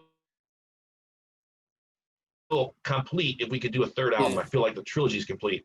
I had a plan to write about. There's these a couple movies called The Collector that just came out. I thought they were really cool as far as slasher films go, and I wanted to write a song called The Collector. But unfortunately, things happened, and we never got around to doing a third album. We did so many EPs with that band that I think Roga just got kind of burnt on. He's like, and I told Roga stepped down from that band, and my reason of kind of closing the door on that band was I just don't feel right continuing the band without him, because we did that band together. That's the band we started together. Yeah. That's the first band we worked on together. And when he decided to step down from the band, I just felt, I don't want to continue with it without you, man. And I haven't. I decided I won't do it. Now, unless he's involved, I won't do it. Yeah, that's fair enough. Yeah, like if I had a band like that, certain members like, yeah, I'm not going to continue unless you're in it. So, well, I can't do it. And I was like, well, can't continue it. Then I have to just go on and do something else. And we were talking about slasher films. It's one of my favourites. Oh, yes, The Burning. Oh, yes. This one. No, yes. I don't think this gets enough praise. Well, there's actually, ironically enough, I work with the guys in Cropsy Maniac, which is Aaron Witzel and Travis. And they're in a band called Cropsy Maniac, which is based solely on The Burning. Oh, cool. I did the album cover that just came out. Their EP. I did the album cover. I did the artwork on the cover. I'll have a listen to that actually. Yeah, so Cropsy Maniac, totally, they worship that movie. Yeah, because I have heard the name. I just don't think I've gotten around to listening to it. I was like, Cropsy Maniac. I'm on a couple of songs, on a couple of, I did a couple backing vocals on a couple of their tracks, on a couple different things that they've done. Yeah. But I don't have anything sitting on the desk. Of course, one of my favorite zombie films, Zombie. Oh, yes, of course, yes. I was just going to show you some of my horror films, but everything we've just been chatting for ages, like Maniac Cop. Yes. We called Bruce Campbell. Yes. Bruce Campbell. One of my favourites of all time. The Thing. Oh, of course. I just love it. And Another Italian film. The House Can't by the see. Is it Cemetery. there? Oh yes, yes. Yeah, yeah. Because You gotta have the Beyond in there though. You've got to. If you've got I've got the Beyond. It's in my cupboard. Okay. I've had to move all my DVDs down so I can alphabetize my CDs, and I got to do it with my DVDs and Blu-rays and video games and it. You've got. I'm not going to bore you with that. No, you got to have the Fulci trilogy though. It starts with City of the Living Dead or Gates of Hell. You gotta have that. That's the first. Then you go to the Beyond, and then you go to House by the Cemetery. I got that. And then it's the trilogy of the Seven Doors trilogy is what they call it, because it's supposed to be about the same. Yeah, I pretty much got all three of them, watched all three of them, and I love all three of them. So there we go. Yeah, they're great. They're Fulci. I mean Fulci.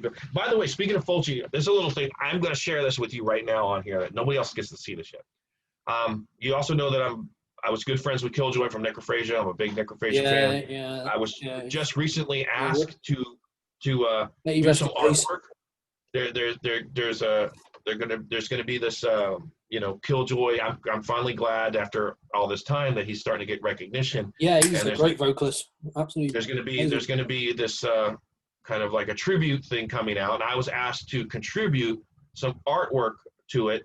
I looked at first I was going to draw Killjoy, and then I saw some other artists that actually did amazing work way better than me, and actually drawing him. I'm not very good at drawing people. So I said, I'm going to do my own thing. The Killjoy that I knew always loved jack-o'-lanterns. He always wore a shirt with a jack-o'-lantern on it. There's several pictures you can find him with a jack-o'-lantern on it. I always knew him in that jack-o'-lantern shirt when I used to go over and watch horror movies with him. So I came up with my own thing. I'm showing it to you first time right here. Awesome. This is the artwork I just did. Oh, cool. It's a jack-o'-lantern. That is amazing. Killjoy lives. That's amazing. And this is the actual artwork. This is on the paper. Now it'll be better. It's been enhanced. That's really cool. I love that. And that's going to be coming out for a special tribute to Necrophagia and Killjoy. That is absolutely amazing. And I've heard Necrophagia stuff. Yeah, really great stuff. Really like I said, I love a lot of old school. Death metal, all the old school stuff. And I was just proud to be in that with Killjoy, because Killjoy comes from back. We're all old school, Unfortunately, Killjoy died. Yeah, sad. And we're still around. I'm still around, kicking it. Chuck's dead. Killjoy's dead. I think the only last couple old school guys is myself and Paul Speckman. I mean. Oh yeah, Paul Speckman. Yeah. I don't know. I've met him as well, actually. I don't know who's left from the original. I mean, well, Jeff Becerra. Depends on if you think of Possessed as being, if you stand on the side as Possessed as a death metal band or are they a thrash band? I don't know. I'm not going to judge. Yeah. There's been that debate, and I don't think it's going to get settled anytime soon. So no, it's going to keep going on until the end of time, basically. I think it's really sad and pathetic that there's arguments of who was first. Yeah, who cares who was first? Who gives a flying shit? I mean, that's the dumbest argument I've ever heard. I don't care about that argument. They're both great bands. Just leave it at that. Exactly. Why can't we just say, hey, let's look at what they did? It's like, the thing that Churches came out in '85. Oh, that's Green Bloody Gore. Yeah. I've seen this new thing on Facebook that's really, if you want an honest thing, this is giving me an itch in my nuts. I see this new thing on Facebook now. There's somebody now why is it got to be the big four of whatever? There's this new thing. Who's the big four of death metal? And of course, they put down Death is in there, Morbid Angel, Obituary, Cannibal Corpse, or something like that. It'll be a mixture of who cares who the big four is? Who cares who the big four is? There's a lot. That's kind of a dumb fucking thing. I don't know where the big four thing started. I guess it started with the thrash bands, maybe. It started with Metallica, Megadeth, Anthrax, and Slayer. Yes, Slayer. So, I was gonna say Exodus, but that can't be right. Yeah, I mean it's who. I don't like that. That to me, that's a rock star thing. I don't like that because it's like picking the big four folk metal or something. Yeah, it's stupid. It's just like we're all a big the underground should be a big fan. I don't want to say family because family's kind of like, but we should all be together in the thing, not picking and choosing. I mean, yes, you can pick and choose your favorites and like your favorites, but don't diminish the other bands that have been there just as long. Yeah, I'm guilty of that because I used to do that, and I'm like, you know what? I've had all these bands, they're all great. I'm not gonna put them in a damn list. I remember one time. This is going back to the beginning. Let's go back to early days, I guess.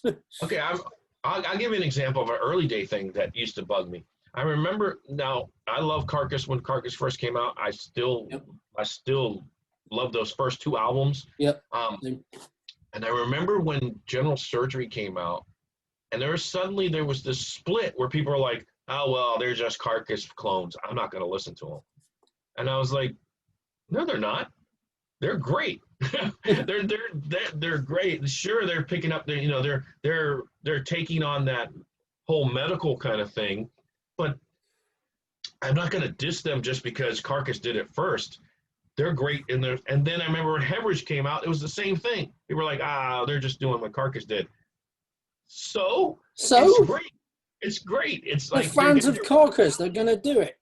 I don't like when people become choosy, especially in death metal or underground scene. Why are you being choosy? Where does that mentality come from? No, I don't know where it came from. I got a mate, his name's Simon. It's his birthday today, actually. Okay. 29.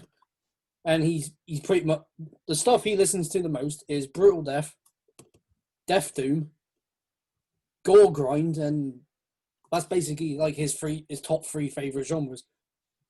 Which, don't get me wrong, I got my favorite bands all in there. Yeah. Like I said, I listen to all the old school stuff. Mm-hmm. And he keeps showing me all these different Gore Grind bands, and like, okay, who's this then? Teddy Bear Autopsy was a recent one. Okay. Which is like, okay. But yeah, we're getting off topic. Yeah, I know. I don't know that one. I mean, if you go to, I do have favorites. Clit Eater is one of my favorite bands. Yeah, and it is as well. Yeah, and one of the main reasons I really like them, and it's a silly reason. I mean, they're great band. They're a great band. But what pulled me to that band is the album cover they did that mocks Scream Bloody Gore. I don't remember the name of that album. I think it's called Scream Bloody Clit. And I saw that and I was like, this is genius. This is genius just from the album cover. Now, that's kind of shallow for me to pick a band because of an album cover. But then I heard them and I was like, this is great. I really like this band. I really like this band a lot. So I follow Clit Eater a lot. I like that band. Like you said, there's a lot of different genres. I like different stuff, but I'm not picky and choosy because, and I'm not going to try to think who's the best, who's the best who's the best. Because that's the wrong way of going about it. Oh, who's the best out of this? Yeah. They're all great. They all got individual. Yeah, that's that elitist sort of I guess, kind of mindset that I don't like in anything. I don't like it in the underground scene. I don't like it in the horror movie scene. There's elitist horror movie viewers. There's viewers that say, I won't watch anything unless it was made in the 1980s. I'm like what? What? So you're just going to dismiss everything else unless it was I watch 80s? Everything from Universal Horror Days, the Hammer Horror Days, all the way to the slashers and then the 90s stuff pretty much now, because one of my favorites from like last decade now is Hereditary. Oh yeah, yeah. That's a great film, and I didn't watch it in the cinema. I got on Blu-ray, and I was just like, this film is very dark. Mm-hmm. I watch most of the stuff on Blu-ray myself. I barely go to the movie theaters. I haven't, but prior to the COVID, I wasn't going to movie theaters. I barely go to the. Yeah, I don't do it. The only thing, the only saving grace, like I said, my wife, I've been with, for so long because congratulations. I met a woman that not only puts me in my place, who's much more sarcastic than me, who has deadpan humor, who not only loves death metal music, but she loves death metal music. She games. She's a gamer. That's very strange. That's very rare. She likes kung fu movies, which I was like, oh shit, I found a chick that likes kung fu movies. And she loves horror movies. I mean, and death metal, and I was like, Big thumbs up. and she's a goth chick, so I was like, oh, this is Oh, perfect. and again, now thumbs up. I won all around. So, No, that's brilliant. so my point was, I lost my point. I forgot what we were talking about. And then getting on about my wife. I know we were talking about horror movies and people being elitist. But I think that's what I was saying. There's that elitist mindset There's where you elitist got and everything, yeah. in music, and then you got it in horror movies and stuff like that. I just don't understand why people have to be that way. Why shut yourself up into this one corner of this one thing? Why not try to enjoy it all? I agree that, you know who opened up my mind for the horror movies? Killjoy. Killjoy was the one. I used to be a little bit of an elitist myself. I'll admit that. I can admit what I was, and I used to say, oh, I don't like modern horror as much because, and I was more, I'm on that fence with the CGI. I've gotten better, but I was back in the day, I was like, if it's CGI, got a little it's not bit better with practical that effects. as well. But... I don't want to look at it. And then Killjoy kind of said to me, we were going together, believe it or not, to see the remake of Friday the 13th. Yeah, I saw that. I'm a big Friday the 13th fan, so I was like, oh, I don't know if I'm going to like this. And he looked at me, he turned to me, and he looked at me, and he's like, why are you prejudging it before seeing it? And then he said something to me that stuck with me to this day. He said, imagine if they stopped making them. And I was like, making what? He said, horror movies. He says, imagine if they just stopped making them. They didn't make any more. Because how would you feel then? I was like, I get what you're saying, man. I completely get where you're coming from. And it still sticks with me. I can hear his voice to this day saying, why are you kind of like, basically he was saying, why are you hating on it so much? Why are you hating on something? Hating on it this if is you haven't seen it yet. Joy. We can go to a theater to see it. It's new. Why are you hating on it so much? And it kind of like really, he didn't have to say too much. He said just enough that I was like, I understand where you're coming from. And it really made me change my way of looking at things. And you watched it, obviously, and what did you think of it? I liked it. Yeah, I liked it as well. We came out with a few things. We came out with a few things that were like talking about, discussing. It's kind of weird that he had tunnels. It's kind of weird that he had this. Yeah, I thought that was a bit weird. He had like his own little underground tunnel system. I was like, okay, I don't remember this in the 80s films, so why? Mm-hmm. Oh, whatever. But I mean, I remember when we discussed that, Killjoy made a point. He's like, the tunnel thing was, you ever wondered in the 80s, like, how would he suddenly just appear from one side of the camp to the next? You know, like, how would he that makes sense. Kill somebody, and then all of a sudden he'd be on the other side of the. I'm like, the tunnels. That's how he's doing it. He's getting through in the 80s tunnels. ones, it didn't really explain. Like in Friday the 13th Part 8, Jason Takes Manhattan, which is not that good, but it's entertaining for what it is. He kept it like the girl who goes into the hole, like in the disco area. Yeah. He's at one end, then he's at another end, and he's at, okay. Is he just teleporting now? This is just bullshit. I think because if you ever play the game, if you play the game now, that's that power. You can actually do that. You can sort of teleport. So I think they were trying to go with it, but I've seen footage. Yes, I think they're trying to go. I think they're trying to go with more of a supernatural kind of power that he has. That he can sort of. I'm not always a fan of it. That's why when I go back to the other ones, it's like, okay, he's more human in this one. Mm-hmm. But those are my favorites. Those are my favorites as well. My favorites are 2. I like the first one because it sets the mood, but it's not a Jason flick. No, because it's his mom. Yeah, I like 2, 3, and 4. Those are my. The second one was the first one I watched. Actually, I was about 10 years old, and then I saw like clips from the first film. I was like, "Oh, this is some cool dream sequence, isn't it?" And then I found out, okay, that's actually the first film. Mm-hmm. You fucking idiot. I love Part 3 the most because it was the first Friday the 13th I got to see in the movie theater. So I got to see it, and it was in 3D. So of course. I have a personal affliction to that movie because it was the first one I got to see in the movie theaters, and I got to see it. Now a lot of stuff, because I was an 80s kid, I grew up. I was one of the first kids on the block with Blockbuster card. I was the kid that I was going to every mom and pop. I was the kid in the horror section. I was that geeky kid. I got everything. I mean, I'm to this day, I've got so much, DVD, Blu-ray, and VHS collections because I actually worked at Blockbuster. I landed that Oh, job, really? and I was like, yes. I worked at Blockbuster for years, and I How was long like, were you there for?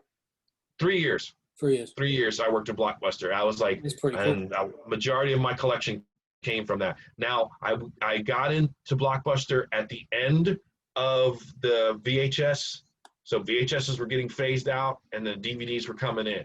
So a lot of the VHSs that I have came from Blockbuster when I worked there for 3 years.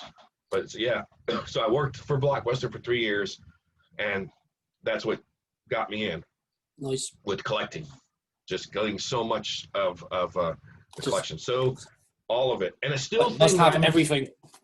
the thing I'm missing today, still to this day, and it's so expensive. I see it to this day. Is they did the clamshell cases. Remember the clamshell cases with VHS?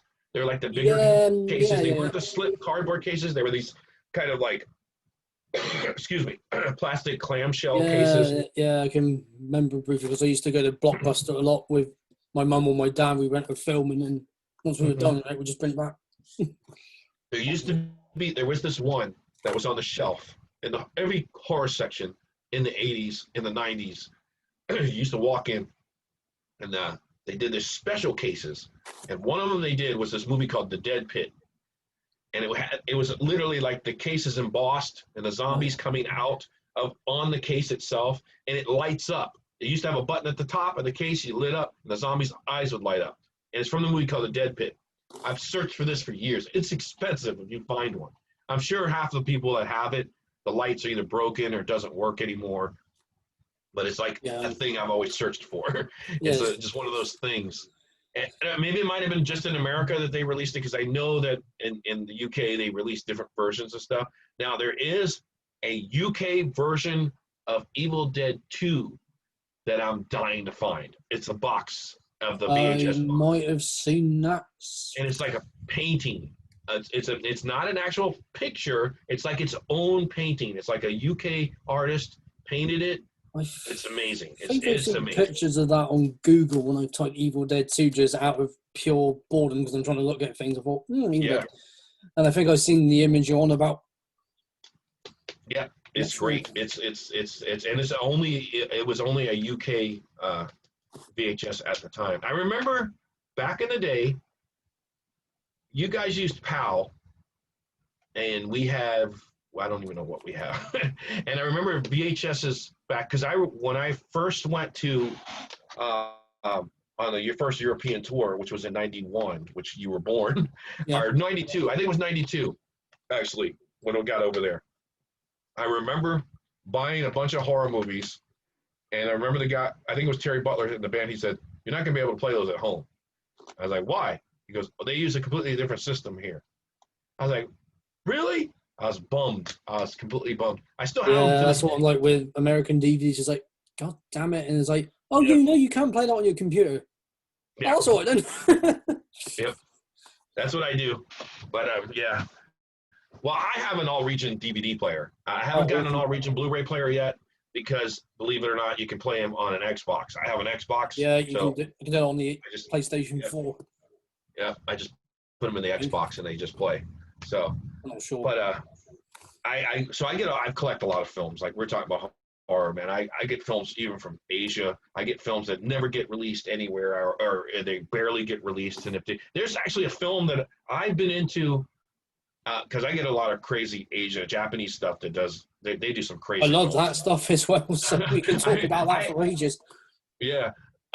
Nobuo Oguchi is one of my favorites. He does some crazy films. Well, there's just this small underground Japanese gore horror filmmakers, and I wouldn't suggest these films for some people because, I mean, especially females. Yeah, because a lot of their stuff is really gory and Well, there's a couple of films that they have over there. One's called the Manhunter series.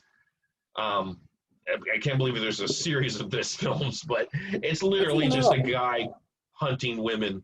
Like, okay, yeah, that's messed up. yeah. And then there's this one that's called Bottle Vova, where the bank teller Noroguchi Bottle Vova, where it's just a perverted, weird horror gore film where Yeah, there's this bank teller who he likes a secretary girl that's working at the bank, and he does weird stuff like when she goes home, he always stays late in the bank, and when she gets up to leave, he'll go over and do weird stuff like lick her seat and sniff her seat. It's very disturbing. You're watching this stuff. I've watched disturbing films like that, so yeah. Yeah, he finally stalks her, follows her home, and proceeds to kill her, and it's pretty gory. And then he cuts out her vagina and puts it in a bottle. Oh god! Because I've watched like a lot of films like that. I got 2 like series Japanese films. I think they're both Japanese anyway. Well, one of them's the Guinea Pig series. Oh yes, that's Japanese. Yes. Yeah, I watched all of them. Like the first 2 are like properly messed up. Yes. And then the other ones just got ridiculous, but still. Yeah, they get more ridiculous as they go on. A bit messed up. And then there's another one called All Night Long. Yes. Mm-hmm. Yep. I don't know if you know what the series, but I remember watching the first one. I just remember that scene where he's like trying to ask her something, pulls out a knife and just stabs her. I was like, what the? Okay, I'm not going there for a while.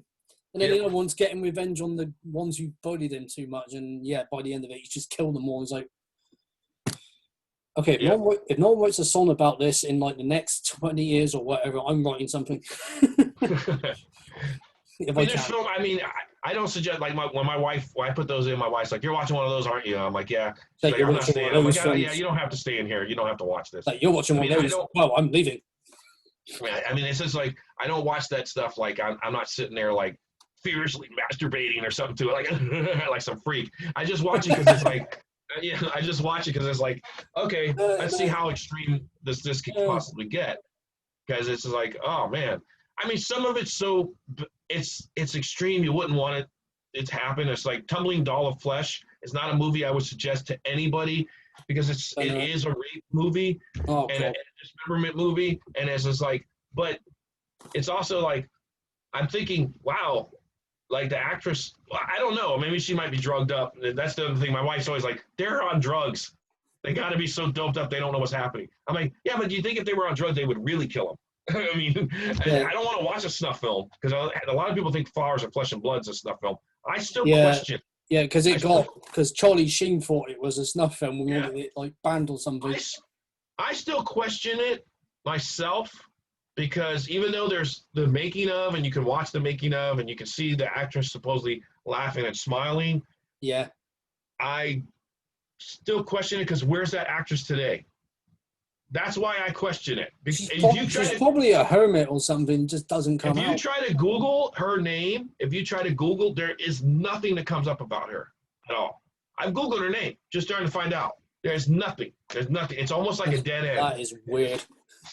It has a very weird mystery to it because, and I wonder, trust me, the director who's done that, he's done horror stuff. I have his other stuff. I love his movies. I love his horror comic books, his manga. I own his other stuff. And I just was like, none of his other stuff is that realistic. That's the only thing I question. He's done other horror stuff. I have them. I've watched them all. None of them are that realistic. And that's why I still question to this day. See, we're going to bring something up. It's one of those mysteries I don't think will ever get solved. So because you've been doing a lot of music for a long time, you've done a lot of tours back in the day. One of my questions is, of all the places you've been and all the bands you've toured with, where have been some of your favourite places touring and what have been some of your favourite bands you've been on tour with? I have to say, I really enjoyed touring with Morgoth. The first European tour that we did. I really enjoyed them. I'm still friends with Mark today. I really, really enjoyed watching them perform. They had a lot of energy. They watching them made me want to do more. Mark was really still a great frontman. I've seen footage of Mark playing bass before they got a bass player in the band. Mm-hmm. I was like, he used to play bass and do vocals? Cool. Yeah. And so I mean, they're probably one of my favorite bands because we did such a long tour with them. Grave, also the guys in Grave, Yep, seen will them probably live, be my second. Yeah, they'd probably be my second favorite because we did such a long tour with them. Trust me, I'm not like dissing people by saying this. I just prefer Europeans over Americans. I mean, I've toured with some American bands. That was all good. And it's just a different mindset, and I just don't like particular mindsets that some American people have. It's not me. It's not saying I don't like them as individuals. It's just overall thinking. I don't particularly like them. I like the thinking that a lot of the European bands. And we just did a tour, like I said, in Germany, and we toured with Intros, and all those guys are amazing. Oh, Intros, yeah, I saw them last year in Sweden because it was Scandinavia Death Fest, and Dismembered. And then like Johnny was touring with Just Before Dawn, and all those guys are great. So yeah, I love all of the European bands, regardless of where they're from. Whether they're from the UK, whether they're from Scandinavia, I've always enjoyed every one of them. In Germany, every band I've toured with, every band I get a problem with, they're American. So I don't know. No, it's just who you prefer to go on tour with and who you find more, I don't know if this is the right word to say, tolerable. Yes, probably. But now there was some. Now I'm not gonna name them, but there were some black bands from England and stuff that annoyed the shit out of me. I'm not gonna. I won't want to go on tour with me then because I might annoy you too much. Saying, do this. Just poke you for ages. Did you like that? Did you like that set, Cam? Did you think that was cool? So there was stuff like that, but no, it was majority of bands I've toured with, I've gotten along with. There's cool. Like I said, the only ones I literally have not gotten along with it probably within a very small, minute circle of people that have been in my band or been musicians with me. So I mean, that's just the truth, man. I'm sorry. No, it's all good. No. Yeah, that's just how it is. But I mean, it's just how it is. You can't help it. But whatever. You mentioned Morgoth, and I sent you this picture a while back before we even had this chat. You can see it. It's here with Morgoth. Yes, that's me with Morgoth. Yes. Well, where was that taken? I believe that was our very last show. So I'm gonna say it's in England somewhere, but I don't quite remember. It's on a stairwell. I think you got Heineken or something. Yeah, it's on a stairwell in the back, and I almost say that I'm thinking that's that's in London. I'm thinking that it might be because I think we had I got my tattoo. The tattoo I have today, I still got when I was in England. And it's covered by I just got that tattoo. And in that picture. Yeah, and how old were you there? Let's see. If that was 92, 22? Well, because you're very fresh-faced, no beard, nothing. Yes. Yeah. Little boy. You're just a little bitty boy. Yep. All the others look little bitty boys. They got no facial hair, half of them. Mm-hmm. Mark had no beard as far as I remember. Oh. And we're just youngins, very youngins. Yeah, thinking that we were. Yeah, that just young and on tour and playing music, and because I've seen some footage. I'm going to go back to an earlier footage. It's from 1986, and you're playing Florida somewhere. It's you, Morbid Angel, and some other bands playing outside in Florida in 1986. Yes. And your hair looked like an afro, I have to say. Yeah. Back in the day. And you were like, what is really fucking hot out here? Yeah. And then you stop. Yeah, and then as soon as Cryptic Realms plays, you're just moving around the stage. Like, where's all this energy coming from? Yeah. Like, I've always been, I guess, energetic on stage. I move a lot on stage, even if I mean, probably not as much as I did back then, because I was I was a young kid. I was 17, 18 years old back 19, then. 20 or something. Yeah. And then, but I've always been trying to move and be very, very energetic on stage. I've actually had people tell me, man, you're like one of the most energetic frontmans I've ever seen, because you're Yeah, always because moving. I've noticed that with that footage, and then another footage of you in 1992, and you're jumping around on stage, and your hair's going all over the place. Like, Yeah. I'm always I swear one of these days he's going to either break his neck or he's going to fall into the fucking audience. I have fallen into the audience. I have done that. In Germany, I fell, and I actually tore my gluteus maximus. I tore my ass muscle in Germany, and that was in '92. In 2007, when I did there was a little bit of time I did Massacre again when I was in the band Nattravnen and that was without Rick Ross. That was with Terry Butler, that version of Massacre, which I call the reanimated version. We did 2007, 2008. We did a tour. I hurt myself believe it or not, we were at the Wacken Fest. I jumped off the stage like an idiot, and I landed wrong on my foot, and I fucked something up. I know I did. I ended up getting there's this condition called plantar fasciitis. I think that's how you say it. I have no idea. Anyway, there's a big tendon on the bottom of your foot. If that's your foot, and there's your toes. There's this big tendon that goes from your heel to the front of your foot. I literally ripped that tendon when I jumped off the stage. So I went that whole night walking around, wincing in pain, backstage, watching the rest of the bands, going, I'll be all right. I remember coming home from that and just was in so much pain, so much agony. I literally ripped that tendon. That is mental. Yeah, that's the last time I said, I'm not doing this anymore. I'm not doing any more jumping around. Well, that's it. I'm not jumping off the stage anymore. I'm not doing. So I won't be seeing that. I have you can't see it from here, but on my shin, I have a scar. The first time I played Poland, this was in '92. We played Poland. We played with Paradise Lost. I try to remember who else we played on that. I think Master played that.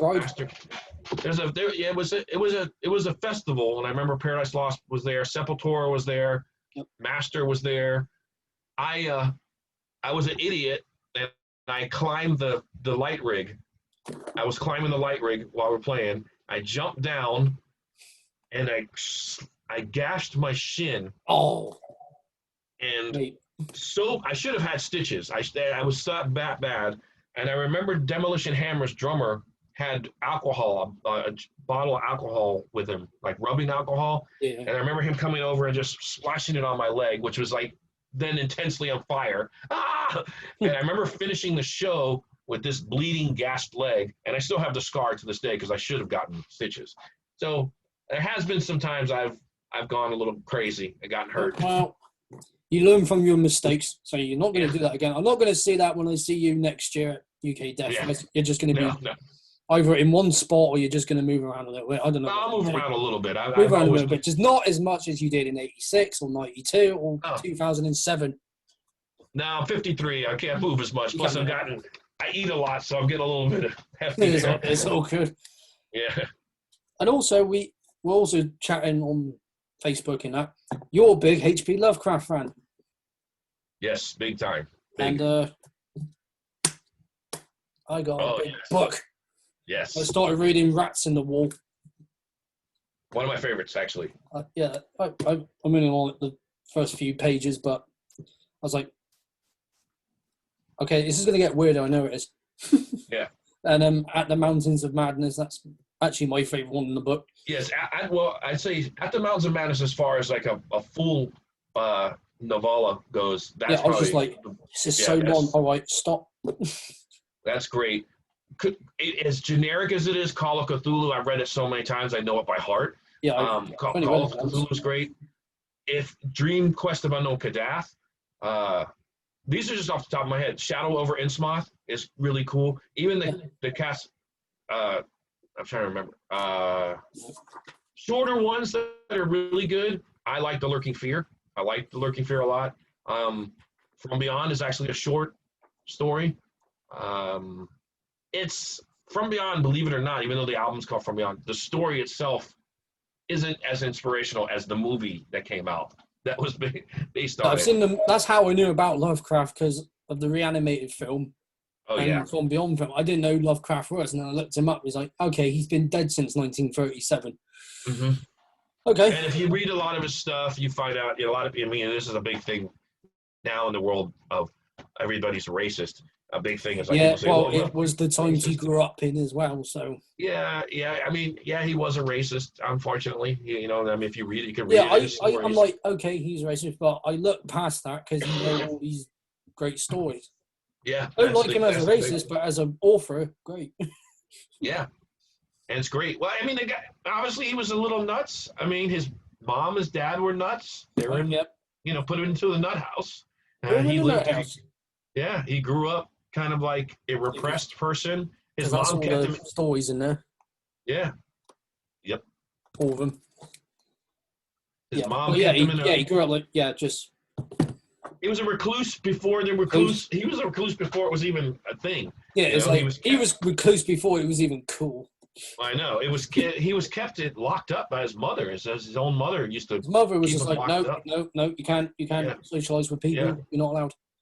So a lot of his phobias, I think, came from her. I mean, she probably scared the shit out of him with all the like, oh, that's gonna poison you. That's gonna make you sick. That's gonna like give you a disease. That's gonna make you, you know.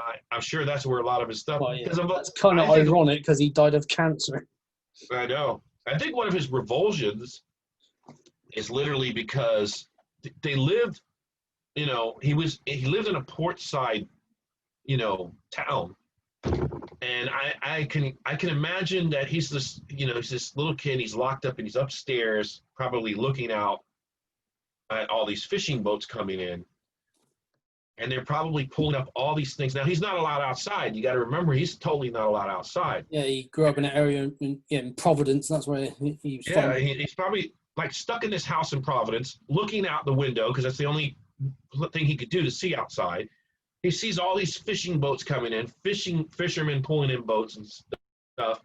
And as a kid, you don't get to see this stuff. He's not hands-on. He's being told from his mom, keep away from this stuff. And all he can see is from a point of view from up in a tiny window, looking down, probably seeing ships coming in with all kinds of, you know, catches of the day, fish, and there's probably octopi in there and everything. As a kid, you're looking at an octopus moving first time you ever see it. It's kind of freaky looking. So yeah. It's just probably, like, yeah, that and his imagination. Probably the smell. I can imagine the smell of fish constantly, probably pouring in his window on a daily. Yeah, I've been to Cornwall and it smells like fish because you're by the sea. Yeah. So you've got that going on. It's probably so how that along with all the fears that his mother instilled into him and the insanity that his father went through, it probably really built a lot of that. But I'm glad it did. In a morbid way, I'm glad it did because we got amazing stories from the guy. All these amazing stories, which I know authors have been influenced by film directors like Guillermo del Toro is very influenced by his work. Yes. Well, I mean, one of my favorite. I love Brian Lumley.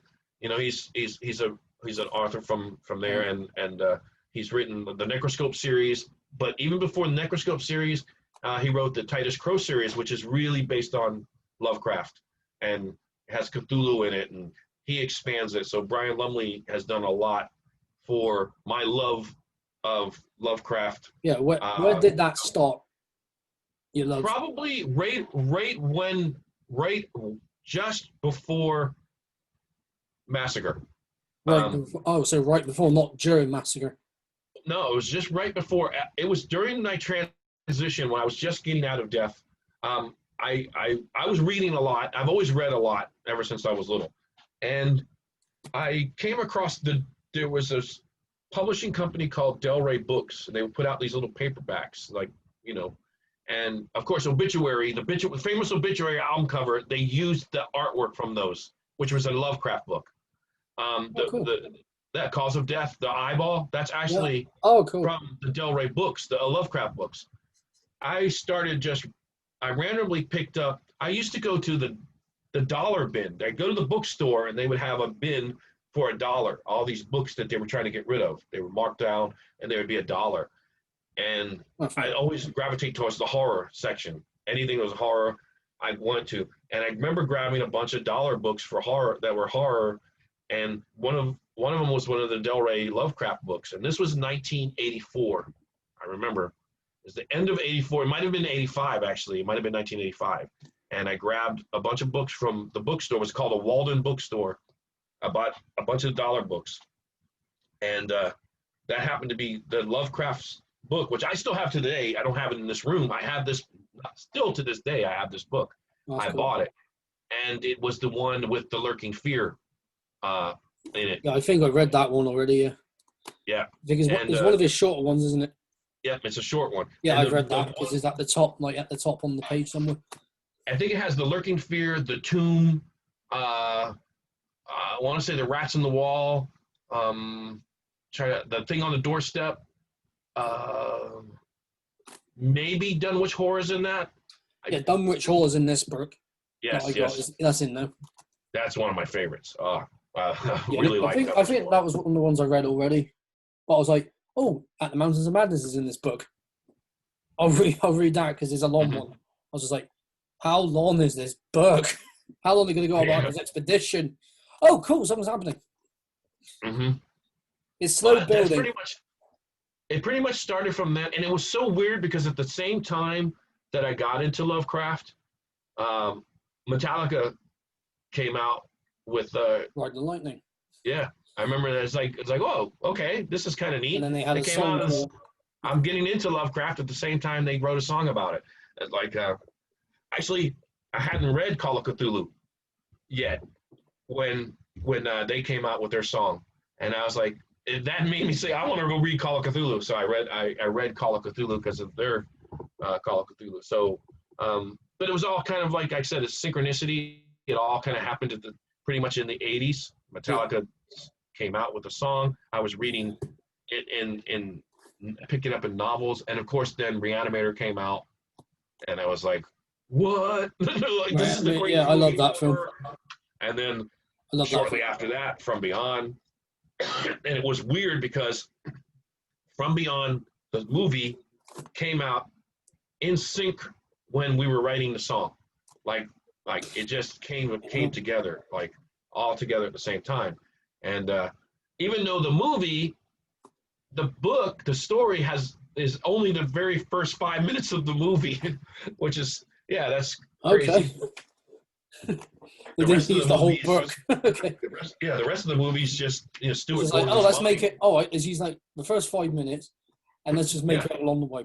And I've actually met Jeffrey Combs as well. Oh, that's one. He's one I haven't met yet. I've been wanting to meet him. I actually got a picture of him up there because he played a character in Star Trek. Oh yes, yeah. And he was there, and my mum got me a Star Trek T-shirt because it was me, my mum, my brother, and he was one of the people who wanted to meet, so I had to buy a ticket. And before his session started, I was like, gotta buy it, get there now. I think it's the first one. Okay, stuff's fallen over. Oh, that is literally the first one. Okay. Oh yeah, that's awesome. That's great. I didn't say, oh, hello, Mr. Combs, how are you? I actually quoted a line from the film. Oh, that's awesome. Yeah. When after he's cut that, the main villain in it, that dickhead who keeps hitting on his friend's daughter. He cuts his head off with the shovel. Mm-hmm. Yeah. I can't remember his character's name, but I know he's just a dick. I can't remember it either. Yeah, off the top of my head. Because the line I said is near the end of the film. He goes, "Who's going to believe a talking head get a job in a sideshow?" Yes. I said that to him. That's awesome. I said that to him, and he repeated it back to me. That's great. That's cool. I remember when I've never met Jeffrey Combs yet, and I never got to meet Angus Scrimm, which that kills me because he passed away. He played the Tall Man. Yeah. But I got to meet Bruce Campbell twice. He was great twice. What was he like? I got to meet Robert Englund. Robert Englund was amazingly cool. He was amazingly cool. I got to meet Kane Hodder. He put me in a headlock. Yeah, he put me in a headlock. He played Jason pretty much. Yeah. Part 7 to Jason X. I got to meet Ken Foray. Nice. I got What's to he like? meet.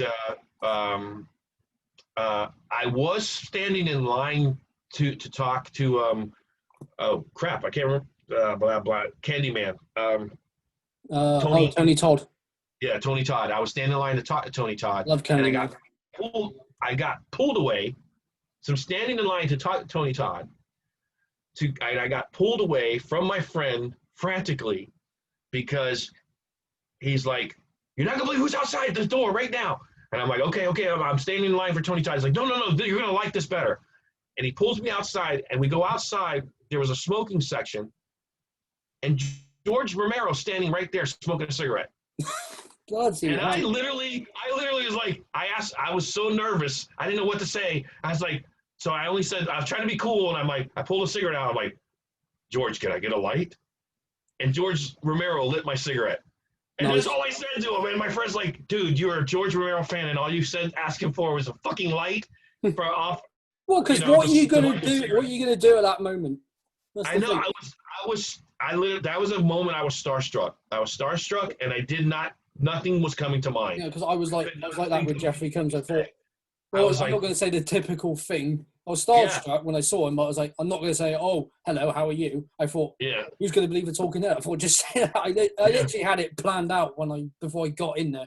I had it planned out, and there was one guy in front of me with the syringe with the green goo in it. And he actually had a picture with Jeffrey holding it. That's awesome. Oh, I wish I did something that cool now. Never mind. Mm-hmm. I mean, that's just. I remember though when I was standing there starstruck with George Romero, and I'm like, I felt like a little geeky kid too, because like when he lit my cigarette, I was like, "Oh, I got a cigarette lit by George Romero." I was like, yeah. I mean, I couldn't think, and my friend's like, "Why didn't you say anything to him?" I'm like, "What was I supposed to say? I don't know what to say. You made some of the greatest zombie movies ever made. I don't know what to say. I don't know what to, I was like totally, it took me off guard. And then we came back in to get in line for Tony Todd, and he left. I'm like, "You made me miss Tony Todd. Yeah, it was cool. I got my cigarette lit by George Romero." But now you miss Tony Todd. God damn it. Because I've also met someone else you might know from various films, Carolyn Munro. Oh, yes. Because we had Bristol HorrorCon for like 3 years, and she was I missed one, but then I went to, I think it's like 2016, 2017. She was there, and I thought, oh, cool. And people waiting in line to see her. She hadn't opened a store yet. And I said, "Oh, I love your stuff and all that." And I said, "Oh, I need to have like a picture or something." Didn't get the picture, but I got her to sign my copy of Maniac. Oh, that's awesome. And then I said, "Oh, can I have a hug?" And she's like, "Yeah." And I gave her a hug. Oh, that's great. That would be weird because I would be like. Then asked her questions about Joe Spinell, obviously. Uh-huh. So yeah. Anyway, I'd be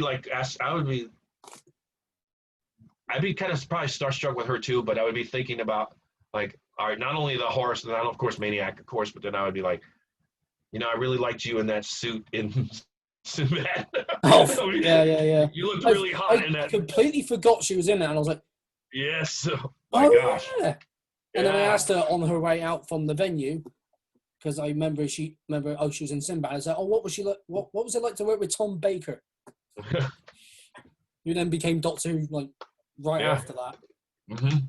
And I was like, I forgot she's working with Tom Baker, Vincent Price, Peter Cushing, Christopher Lee. All these people Christopher Lee I won't be able to meet because he's been dead since 2015. Peter Cushing died when I was a kid. Vincent Price died when I was a kid. I think the only one out of that I could possibly meet still is Tom Baker. Mm-hmm. Yeah. Possibly. Everybody else, Peter, Christopher Lee, and Vincent, they're all like Vincent Price, of course, from the Akatharta, I'm a big Vincent Price fan. Matter of fact, we got a little thing on the new Misfits about that as well with Vincent. A little, tribute. I'm a huge Vincent Price fan. I'm goofy when it comes to the Vincent Price stuff. So all the old movies that he did, all the Edgar Allan Poe stuff that he did, Pit the Pendulum, even as goofy as it is, Dead Heat, that movie's horrible, but just the fact that he's in it is Joe Piscopo, and it's the one where they're the cops. It's the zombie movie where they're the cops, but Vincent Price is pretty much the villain in it. It's one of the last movies he was in, other than Edward Scissorhands and that movie. And Edward Scissorhands was his last film. Yeah, it's very last film. Mm-hmm. So it's like the only reason I like Michael Jackson's song Thriller is because of Vincent Price. Because he's doing the narration, yeah. Yes. The rest of it I could give a shit about. Yeah, because Iron Maiden were going to get him for Number of the Beast, but then I think because he already did Michael Jackson, he was like, okay. So they got someone who sort of sounded like him, but I can't remember the guy's name. Yeah, I can't either. But that's pretty cool because like Man of War got Orson Welles for one album. Yeah. I was like, okay, so they're getting like these famous actors to do narrations. Okay. I would love to get also Christopher Lee though. Christopher Lee would. Yeah, I would love to have Christopher Lee for my folk metal band that I'm in. Yeah, I mean, hopefully one of the bands we can go on tour with once we've actually got our EP out and everything is Hailstorm, and you love Hailstorm. Yeah. Because I always thought you, as he was like, oh yeah, he loves his death metal and punk and everything, but I didn't think when I saw your post about Hailstorm, I was like, he likes Scottish pirate metal. Yes, I do. Cool, I like it. So how did you get to Hailstorm? I went to see them and totally didn't expect what I was going to see. I didn't know. My wife was into them. My wife used to work at Hot Topic for years, and she kind of, she knew it from them. And she's like, I'm going to take you to see this band I think you're going to really like. And I went and I saw them, and it was in this tiny pub of all things in Orlando. And actually, they were not rock stars. That was the number one thing. They actually came out, they talked to everybody, they were talking and in the crowd with everybody, and I was just like, that's it. That's all it takes for me. If you cannot be that rock star, if you don't have to run back to the bus when you get done, they'll come out, talk to you, because if you come out and that was it, that's what sunk it for me, and I've been a fan ever since. Yeah, because Chris, the vocalist, he will. Yeah. Look, because me and my mate, who's also called Chris, who's now a married man himself, he got married last year. We were at the Griffin again. I'm going to mention the Griffin because it's Bristol. He was there with this American girl that he was on tour with him or just hanging out with him. I don't know. I was just like, oh, Chris from Hailstorm, let's go hang out with him. And I didn't treat him like a rock star. I just treated him like he's a normal person. Because he is. Like, such as yourself. He's like, oh my God, Cam Lee. He's a normal person. Calm down. Anyway. And then we went from the Griffin to another one called Mother's Ruin. It's a pretty cool pub. You can have gigs upstairs, but then you're trying to talk to people downstairs like, yeah, can I get a pint of beer? What sort of beer? I don't know. Shut up. Anyway, and then we went from there. And then one guy that was with us thought, oh, let's go to OMG. That's a gay bar here in Bristol. Okay. We just thought, I was like, well, if they got drinks, I'm fine. Got really drunk and don't remember getting home. Actually, I remember just waking up on the bus and the bus driver telling me to get off. Oh, okay. But hanging out with Chris was cool because he was just like, that's awesome. Yeah, he's cool. He's cool. We go get a chance to hang out with him like that, and then he's got a lot to say. I think what I like about them too, and you can hear it in their lyrics, especially on the newest album, is they don't care. they care what people think, but they don't care. Like he makes fun of himself in his own lyrics, which is grand. It's amazing. I love that. Yeah, I love that with pretty much he takes it. They've done. He just takes the piss out of himself. They take the piss out of one another, and it's great. I love it, man. That's what I'm a huge fan. So yes, that's a big thing for me. Yes, and of course a lot of drinking with them because they are. Yeah. Pirates. And I don't drink, so but I still love hanging out with them and probably enjoying myself. I'm half Scottish myself, so and Irish and Welsh and blah blah blah. I'm not going to get bored with that, but yeah, because have you heard of a drink called Pimm's? I don't think so. It's not good unless you mix it with something. One year, it's Sonisphere, there's a festival here. It's like the last Sonisphere. He just brought out a bottle of Pimm's and said, "Anyone for Pimm's?" Has a swig and says, "That tastes genuinely unpleasant." It's like, so why the hell did you down it then, you swat? But yeah, Hailstorm's amazing. I need to see him again because they're just stupidly funny live. Yeah. And that's what you need from bands like that. You can't have all bands that are like, all right, we're ultra serious. I want to have fun. That's the thing. That's another thing too with me. Like when we played. I'm sure the footage. If you see the footage when we played the last show we played, which was down in Lima. We ended, and everyone they posted it everywhere. We ended the show, and my drummer put on a Faith No More song, "We Care a Lot," and I came out dancing at the end of the show because that's one thing I've always thought death metal was taken too serious sometimes. Yeah, I've noticed that, like, especially like Chris Bonds when he's in everybody's got to be all always serious. Evil and satanic and evil or serious and stuff. And I'm not like that in real life. I am sarcastic and a bastard sometimes. I think even Glenn Benton took it a bit seriously from time to time. Yeah.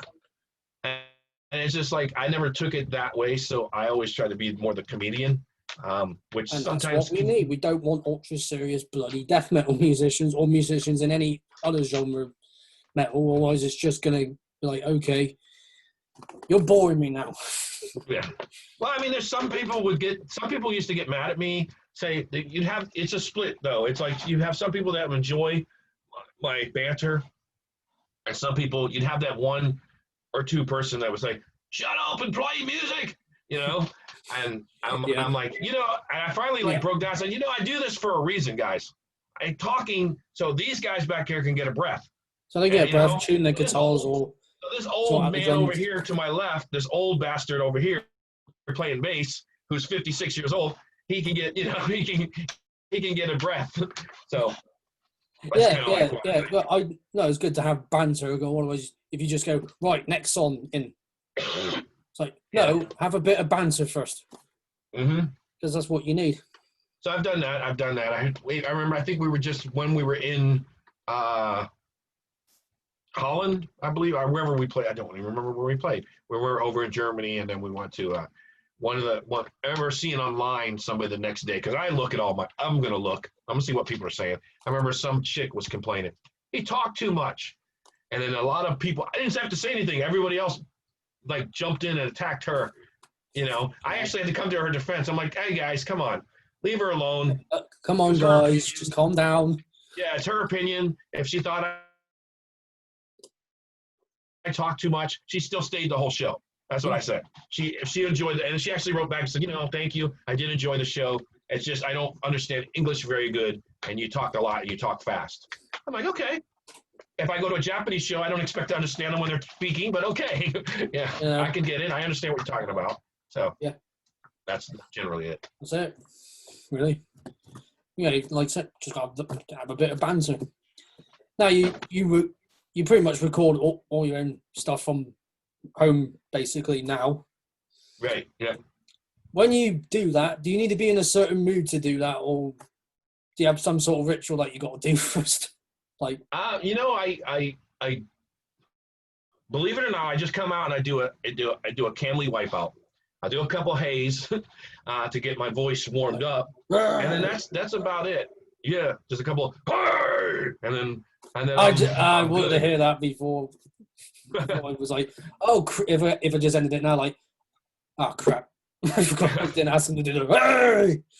So I do a couple of those for a warm up, and then that's about it. I mean, I just as long as I feel good about the music and what I'm going to go do and record, I'm good. There's nothing else ritual about it. Not really. Yeah, I just warm up my voice. The ritual, you've got to be in a certain mood. No, not necessarily. So you just do it. Yeah, I just come out and kind of just do it. Well, yeah, I don't. What happened here? I'm just like, get everything set up. It's like, all right, get the song I need to do, and then there we go. Yeah, that's it. I mean, I guess there's a lot of people that come out and do stuff. I mean, and prepare themselves. It's like gargle salt water, like. Yeah, or something like Like, oh, I got to have a shot of vodka first. Yeah. Afterwards, though, I used to drink a lot of green tea with honey. Afterwards, I do that to. But I've discovered something better than that. It's Ricola. Ricola, the little Ricola. Yeah, they make one with honey, and I discovered that those things, man. After every session, I just grab. And the last 2 times we toured, which, like I said, was in South America and Germany, I had Ricola with me, and as soon as I got done off stage, because I used to get off. Sometimes I would get off stage and be a little hoarse. You know, your voice gets a little strained. I'd pop those in real quick, and I'd be good to go the next day. I didn't have any like strained voice or anything, and I was like, and then of course, you know, you're sucking on Ricola, and people are coming up, something smells good. I'm like, yeah, I got cough drops in my mouth. Ricola, honey covered cough drops. So if anything, Ricola should pay me for that little commercial there. So I should do a death metal commercial. And like, you should just have them. Yeah. Take them and then go, hey! At the end. Yeah. I'd love to see that. I'm like, just share it. Look what Campbell's done already. Yep. That's basically it. You know, other than green tea and honey and the Ricola or whatever you say it, however you say it, that's generally it. And prior, just getting warmed up, just a couple of haze, and I'm good to go. And sometimes I'll go back. Usually first takes, I'll listen. Because like I said, I like to run the song all the way through. Won't keep the first take. It's very, very rare I keep the first take. I'll go back, go through the song, play it through, go back, listen to it, and I go, this is shit. Yeah. This is shit. I could do better. And then I'll erase the whole thing. I've even had people. That's what I do. Just erase the whole thing and do it again. Yeah, I've had people say, no, erase the whole thing. That part was good. I'm like, I can do better. No. They're like, are you sure? I'm like, yeah, I can do a lot better if I do it again. Yep. So that's a lot of what I do. I'll get rid of the whole take, start over again, and rarely, if I do something that's a pretty fucking amazing, I'll keep it. If I hit a scream, if I hit one of those high pitched, because I'm older now, so if I hit one of those high pitched screams, and I'm like, that's the one. Yeah, I was going to ask about those screams actually, but we were just talking about all sorts because you did them on From Beyond.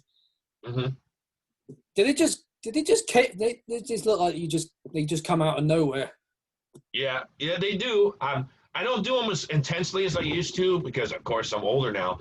But I used to do the screams on From Beyond, so especially the one I think it's in Cryptic Realms, the one before Succubus, the one that I do just before Succubus. Realms, when he goes, of doom, that scream comes out like of death. Yeah, I almost passed out.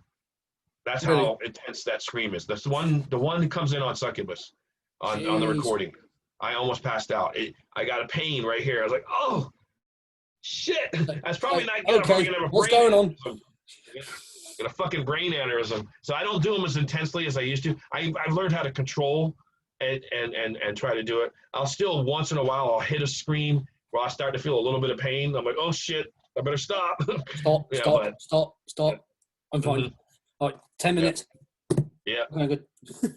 But I used to do those live. I used to try to do those screams live and literally made myself dizzy. Like, got done with it and looking out at the crowd and going, oh, fuck. And just everything starts going like this. I'm like, oh, shit, I'm going to pass out. Like, I'm seeing double of everybody. Yeah, what I realized it wasn't the scream that was doing it. It was I wasn't breathing. I would do these long screams and I was literally running out of breath. So it was almost like holding my breath. And then realizing, oh shit, I didn't pass out from holding my breath, but I'm almost to that point where I'm almost passed out because I haven't been breathing, especially if I came out of a verse. I came out of a verse and did a scream. I would be out of breath as it is coming out of the verse. Then I did a scream on top of that. And then I completely just like all my breath just went and left. Yeah. You don't want to do that. Oxygen. Yeah. Yeah, that's one of my favorite songs on the album, Cryptic Realms. Just like how it starts with the drums like, and then obviously I heard Body Farm's cover of it, and you did guest vocals on that. Yeah, I was like, makes sense because it's a Massacre song. Yeah. And I think you've done guest vocals for other bands as well. I just mentioned Body Farm. Is there any others? Oh my! Now, name two more. I literally do not even know all the bands I've done guest vocals for. I was trying to kind of put up trying to get a release, and I usually do. Every band I've done some guest vocals for, I usually get a copy of something. I think there may be one or two bands that I never got a copy of their stuff, but I've done so many guest vocals. I love to do guest vocals. I don't have a problem. Here's the thing about me. I'm always available for guest vocals.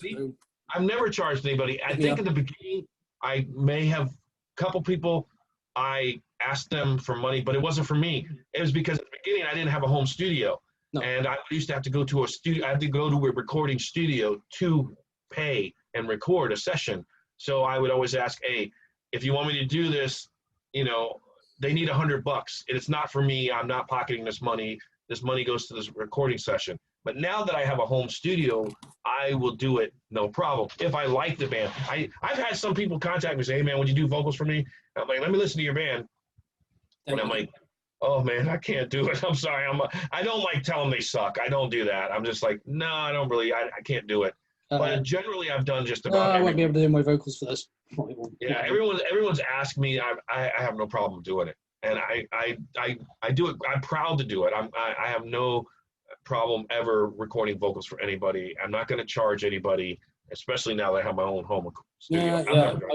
My home studio is basically my desk and and my desk of drawers. That's it. That's rock star. I mean, I would never charge anybody. I've had people come up. I've had musicians and other bands come up to me and go, I can't believe you don't charge anybody. I would charge. That's why I do them and you don't. That's why I'm on these albums and you're not. Yeah, because I got a death metal band I'm trying to sort out. So it's like a mix of Swedish death metal and some other bands, like a bit of autopsy in the mix there. If I asked you to do guest vocals, well, obviously you had to hear it first. Right. I wouldn't charge you anything. I'll just because you wouldn't charge me on whatever way it is. Yeah. Yep. I'm like, it's like, oh, you didn't charge Canada? He's like, no, because why would I charge him? He does it because he loves it. Mm-hmm. What's the point? I don't want to charge the man. Because probably next time I see him, be like this, right, you're going to die. Oh, shit. Because you were also in a horror film I was going to mention. Yeah, a horror film that never got out. It never got out. Oh, God. I thought it was really out because I was like, oh, let's watch it. Where was it? It's fucking awful. It's awful. I don't care. I'll watch anything. I'll just watch it. It's like, it's awful, bad. It's entertaining. It is. But it's bad. It's pretty bad. Now, the reason why it's bad, and I'm going to tell you, I'm not like. Yeah, just the short. I'm not going off on telling you how the director did it or whatever. I just think they just chose poorly how they executed it. I think it was executed poorly. You don't want that. The best kill scene was the first scene. And you don't start with a bang and then slowly decline. They had a really great kill scene. Now, one of the better scenes that they were going to do, the prop didn't work, and the director was rather cheap, so cheap that because the prop didn't work, he decided to do a cutaway scene for the kill scene, and that sucked because. Literally I was supposed to take a sledgehammer to a girl's face and smash her face.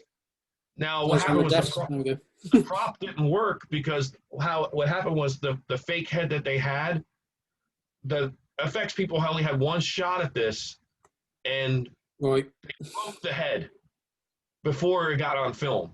So the head wasn't going to hold any blood and the blood wasn't going to come out, and the director got really irate, got really pissed off, got angry, yelled at everybody fired everybody on that day or whatever, and then basically was like, okay, we're just going to do it this way, and it ended up being a cutaway scene. All you do is see the hammer come down, and the screen goes black. And I'm like, well, that's shit. Yeah, that's shit. I mean, you want it because for horror films, gore fan, I wanted to see that. They're just being cheated. Yeah, and it was very cheated because the death scene before that was very gory and had very, very cool effects. very extreme. Now, again, I didn't write anything on this. I had nothing to do other than act in it. And have you acted before that? Well, my suggestions to the director, he wasn't listening to. I'm like, first off, he's never watched a horror film. And I was like, how are you going to make a horror movie if you're not a horror movie fan? That's it. If I ever direct a horror film, I'll know what to do and I'll have you in it. Yeah. I mean, that was the main thing. So I lucked out getting into it because the main reason I got into it is the entire film crew that did the special effects crew, I knew all of them. They were all friends and associates of mine. And the director, who I guess he was originally going to star in it, and the film crew people or the effects people said, hey, we know Cam Lee, you should really use him, in this film, because like the type of like intense person you want, he'll really fit well in this. And I went down to a reading, and I remember there was 3 other guys at the reading. There was me and 3 other guys. It wasn't like I just went down there and got it because I knew the effects people. I went down there and did it. Right. And I remember doing the reading, and the guy was like really pleased with how I did it, because basically one of the scenes in it, you had to act with this. There was a 13-year-old girl, and all the other guys that I didn't see their performance, but from what I remember hearing, all the other guys were very nice, congenial to her, I guess. They were like, oh, she's a 13-year-old little girl. Now this is going to make me sound like a sicko, but when I went in to do my reading, because justify yourself. You're in there. Yeah, you're in there with the director and there's a whole bunch of people in the room. They're like, okay, you have to act this scene with her. And I remember I'm sitting there reading the lines, and she's sitting next to me, and the director's in front of me across the table, and then there's a woman PA lady here somewhere or something, and then the light guy's over here, and they're all standing there. And I literally was like, okay, the scene is shut your fucking mouth, bitch. Like, that was the scene. Typical. Literally, because it's this 13-year-old little girl. So I'm sitting there, we're all calm, we're all sitting at the table, and I'm reading the paper, and I just go, shut your fucking mouth, bitch! And they all jumped, and the little girl started to cry. And the director said, man. You got it. Because of that, you got it. I just scared the shit out of him. It was such a calm, like, moment. I'm in there reading the paper, and I just put the paper down and I go, shut your fucking mouth, bitch! And everybody jumped, and the little girl started to cry, and I got because of that. I hope she was all right after that. Yeah, she was all right.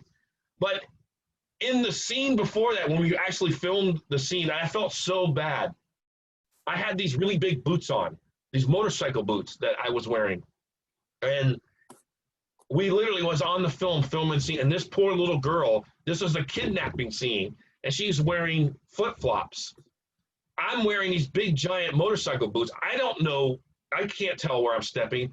I literally stepped on her foot and crushed her foot and crushed her little toe, and she was bleeding and really in the scene. And the director kept filming, and I was like, felt so bad because I crushed this little girl's foot because she had real tears in her eyes. And I had to pick her up and put her inside the back of his truck. And I put her down. And because I put her down, her knee, because she's so tiny, her knee smashed her nose. So not only did I smash her foot, I smashed her nose, her knee into her own nose. And she had real tears. She was really crying. And they kept it. Yeah, they kept it in the movie because that's how much of a director was. I wanted to stop. I'm like, holy shit. Yeah, that's what I do. No, stop. Yeah. And the director was like, no, keep filming. Yeah, he kept filming that part. But again, as you see that in films anyway, like with Brad Pitt in Seven, he actually broke his arm. Yeah. And they just continue with the scene, and then throughout the film, he's in a cast. I just felt bad for the little girl because here I was. I scared her the first time. As well. If I did that, I'd be like, the first day I'm filming with her, I step on her foot, and then I push her knee into her nose. She had a bloody nose, And the director kept filming. I was like, holy shit. But then, stop. and then it was really fun on the first day, on the first kill. That took a whole 2 days to film because there were so many effects in it.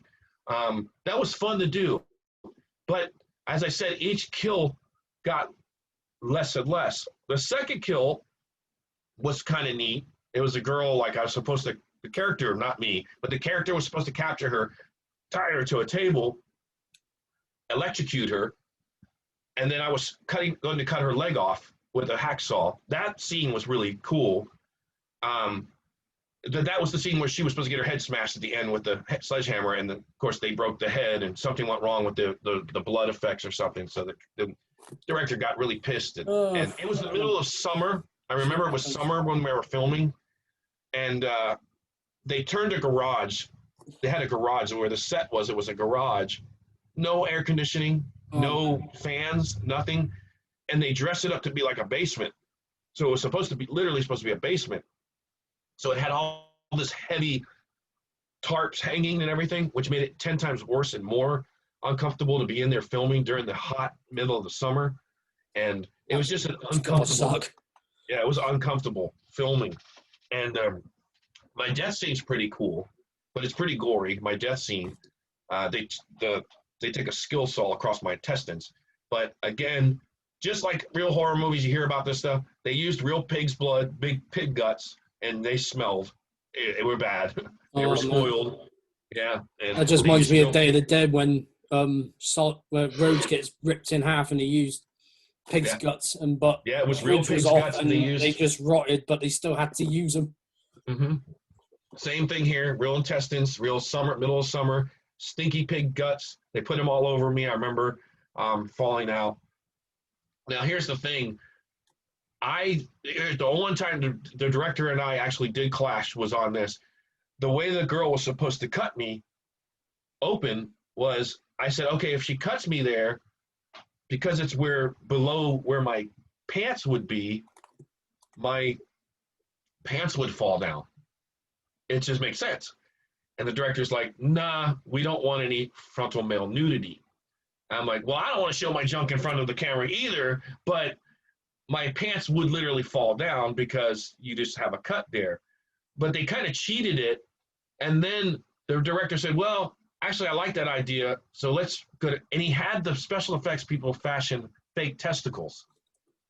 And supposedly there's supposed to be this part where my nuts get cut off and one falls on the ground. And they used a meatball. And it totally doesn't even look like a testicle. It's like, hey, he's got a meatball. Okay, let's get a meatball. Okay. Yeah, and it was such. I don't know if I should eat this. That was a bad scene. That's a really bad. The other scenes in it are pretty good. There's a scene where I take a girl's eyeball out with a I think a fork. I just think that's pretty now with eyeballs. Yeah, there's a fork in the eyeball scene. That's pretty cool.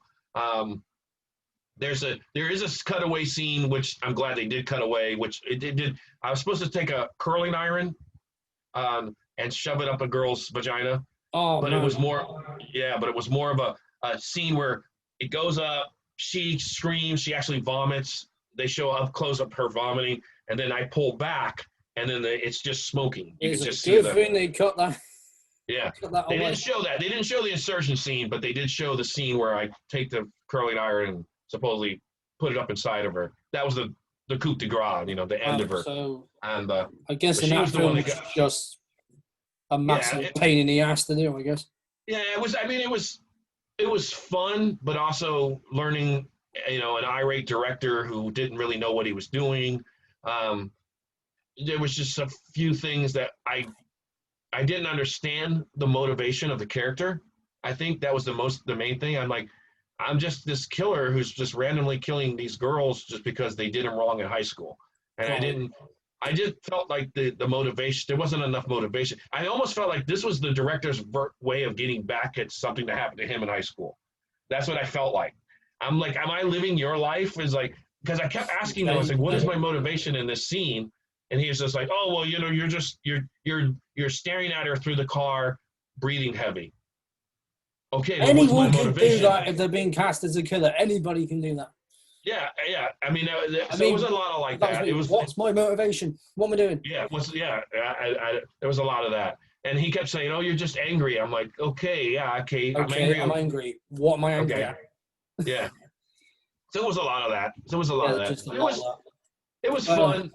It was fun, but I also got to meet a lot of people I'm still friends with today. I'm still friends with a lot of the people in the movie making business that I Cool. did get to meet through that. But I also got to understand something about the movie side that it sucks. It does suck. If I did it again, I wouldn't want to be in front of the camera. I want to be the guy behind the camera because I think Yeah.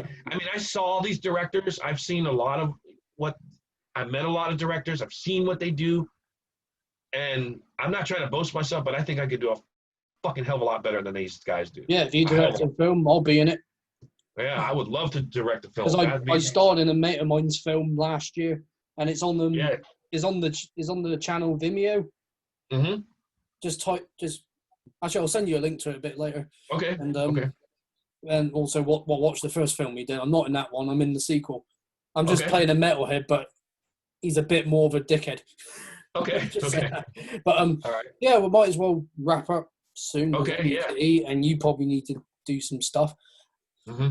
So for anyone that wants to find any of your merch or just anything really from yours truly, where would people go and find such amazing things?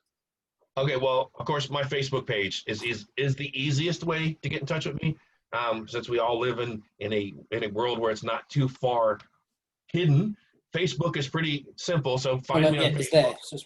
Yeah, Facebook is there, and then I do my Bandcamp page, and I usually link stuff from my Bandcamp page to my Facebook page because it's pretty easy to find it.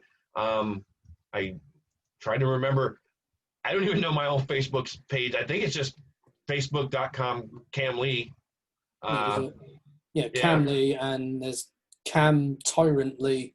yeah. I'm actually gonna get rid of that one because It gets a little annoying that I don't remember the password to that, and I can't figure out how to get into changing it. I've tried so many different times because it is from an old cell phone, and Right. I don't have that cell phone anymore, and I can't change the number. And every time I go to Facebook through Facebook to try to change the number, they're like, "What's your password?" I'm like, "I don't fucking know the password. That's why I'm here." That's But why I'm here. yeah, so I can't. I'm gonna get rid of that page because it's a pain in the ass to navigate, and just go back to my Cam Lee page, my main page. Just stick with one page. Yeah, because it just makes it easier. And I was trying to use that other page as a business page, but it's too much of a pain. Yeah, it's just too much of a ball ache. So just stick Yeah. with one you got, and where people can find your merch. Yeah, people can find me T-shirts, there, and then patches, CDs. yeah, Or patches. I don't patches know. and stuff. Let's see, pull the plug patches from out of Australia. They're Yeah, going to be doing yeah, I some know. new patches for Massacre pretty soon. We have our merch company, which is out of Florida here, that does the Massacre stuff, Massacre t-shirts.